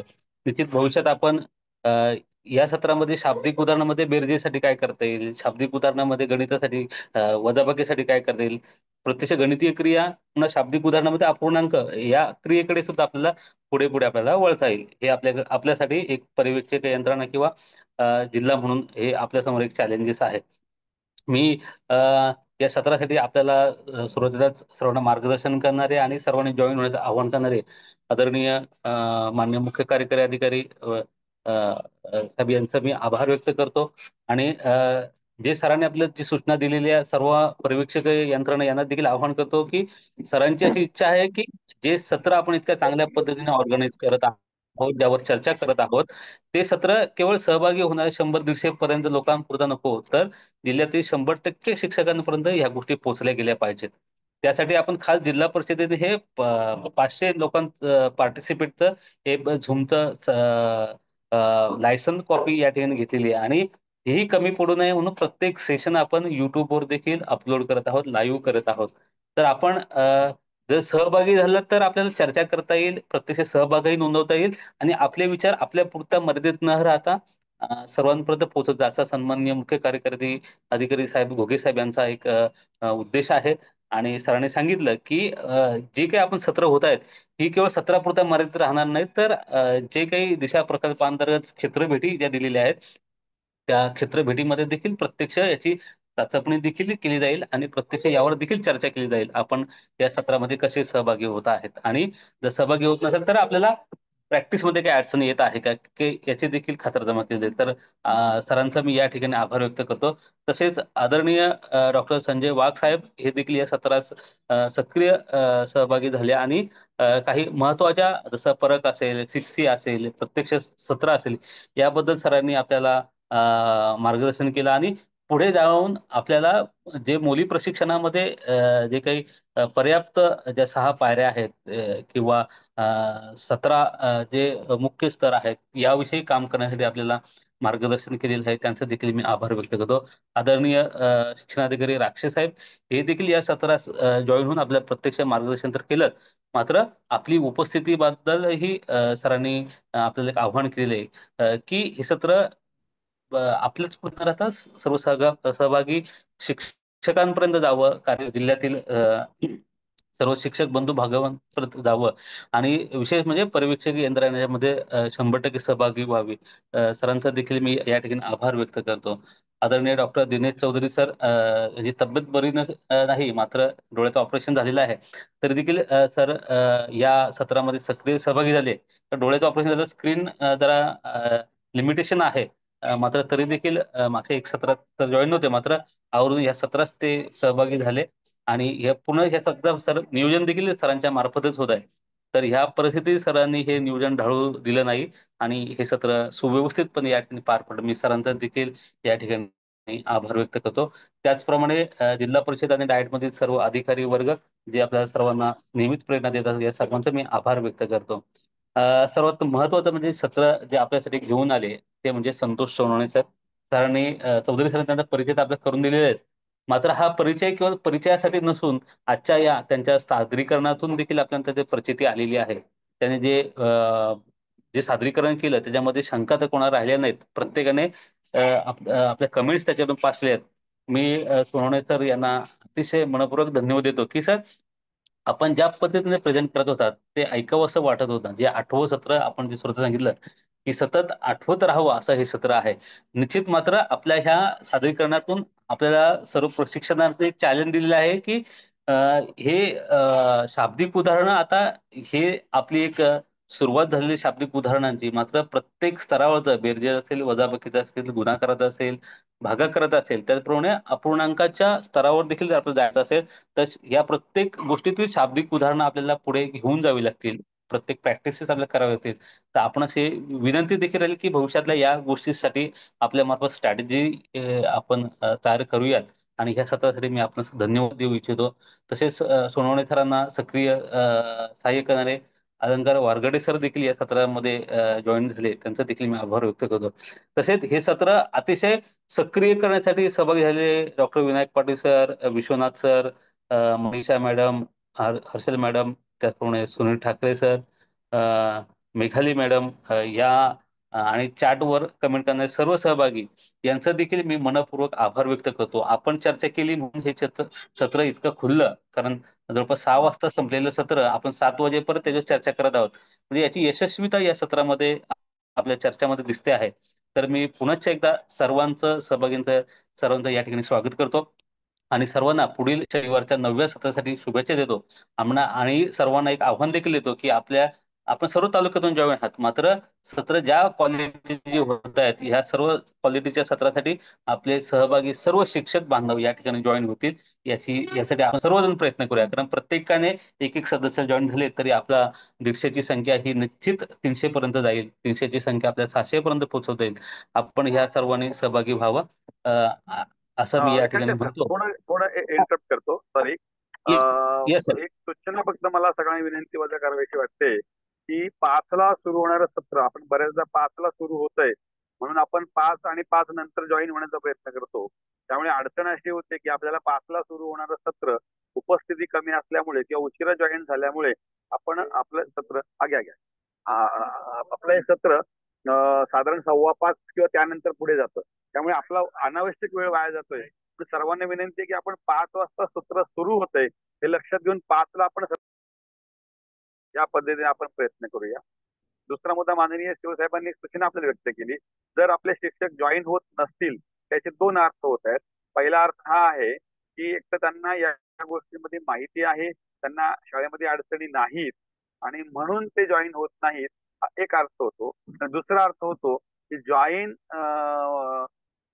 म्हणजे काही विचार करतात की आम्ही ऑनलाईन पेक्षा ऑफलाईन नंतर बघू, हा दुसरा अर्थ होतो. आणि तिसरी गोष्ट, जर तुम्हाला आपल्याला जर त्याच्यामध्ये अडचणी नसतील तर जॉईन होण्याची अडचण नाही, अडचण नसेल तर पर्यवेक्षण यंत्रणेच्या व्हिजिट ज्या वेळेला होतात त्यावेळेला अडचणी दिसून येतात कन्सेप्ट मध्ये, मुलांमध्ये आणि आपल्या सहकार्यांमध्ये. त्यामुळे करावा आणि संख्या जास्तीत जास्त आपली उपस्थिती वाढवावी यासाठी आपण प्रयत्न करावा. आता माननीय सीओ साहेबांनी, माननीय प्राचार्य साहेबांनी आणि माननीय शिक्षण मार्गदर्शनामध्ये उपस्थितीविषयी आपल्याला आव्हान जे केलेलं आहे याविषयी सर्वांनी विचार करावा आणि पुढचं सत्र ज्या वेळेला सुरू होईल त्यावेळेला बरोबर 4:45 वाजता आपण सर्वांनी या ठिकाणी जॉईन व्हावं, जेणेकरून सत्र आपल्याला 5 वाजता सुरू करता येईल.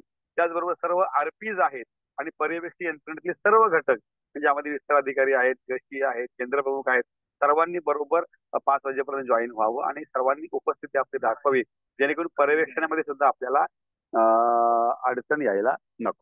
ओके, तर वेखंडे सर पुढे कंटिन्यू करा. थँक्यू. Yes sir. सरांनी जी महत्वाची सूचना आपल्या उपस्थितीबाबत आणि पुढच्या सत्राबद्दल दिलेली आहे, तर सर्व सन्माननीय अधिकारी यांच्या सूचना आपण सर्वांनी लक्षात घ्याव्यात आणि पुढील सत्रामध्ये आपली उपस्थिती ही वेळेपूर्वी असावी ही आपल्याला विनंती करतो. आणि आजचं सत्र या ठिकाणी सर्व वरिष्ठ अधिकाऱ्यांच्या मान्यतेने या ठिकाणी संपलं असं जाहीर करतो. पुन्हा एकदा आपल्या सर्वांचा मी या ठिकाणी आभार व्यक्त करतो. धन्यवाद.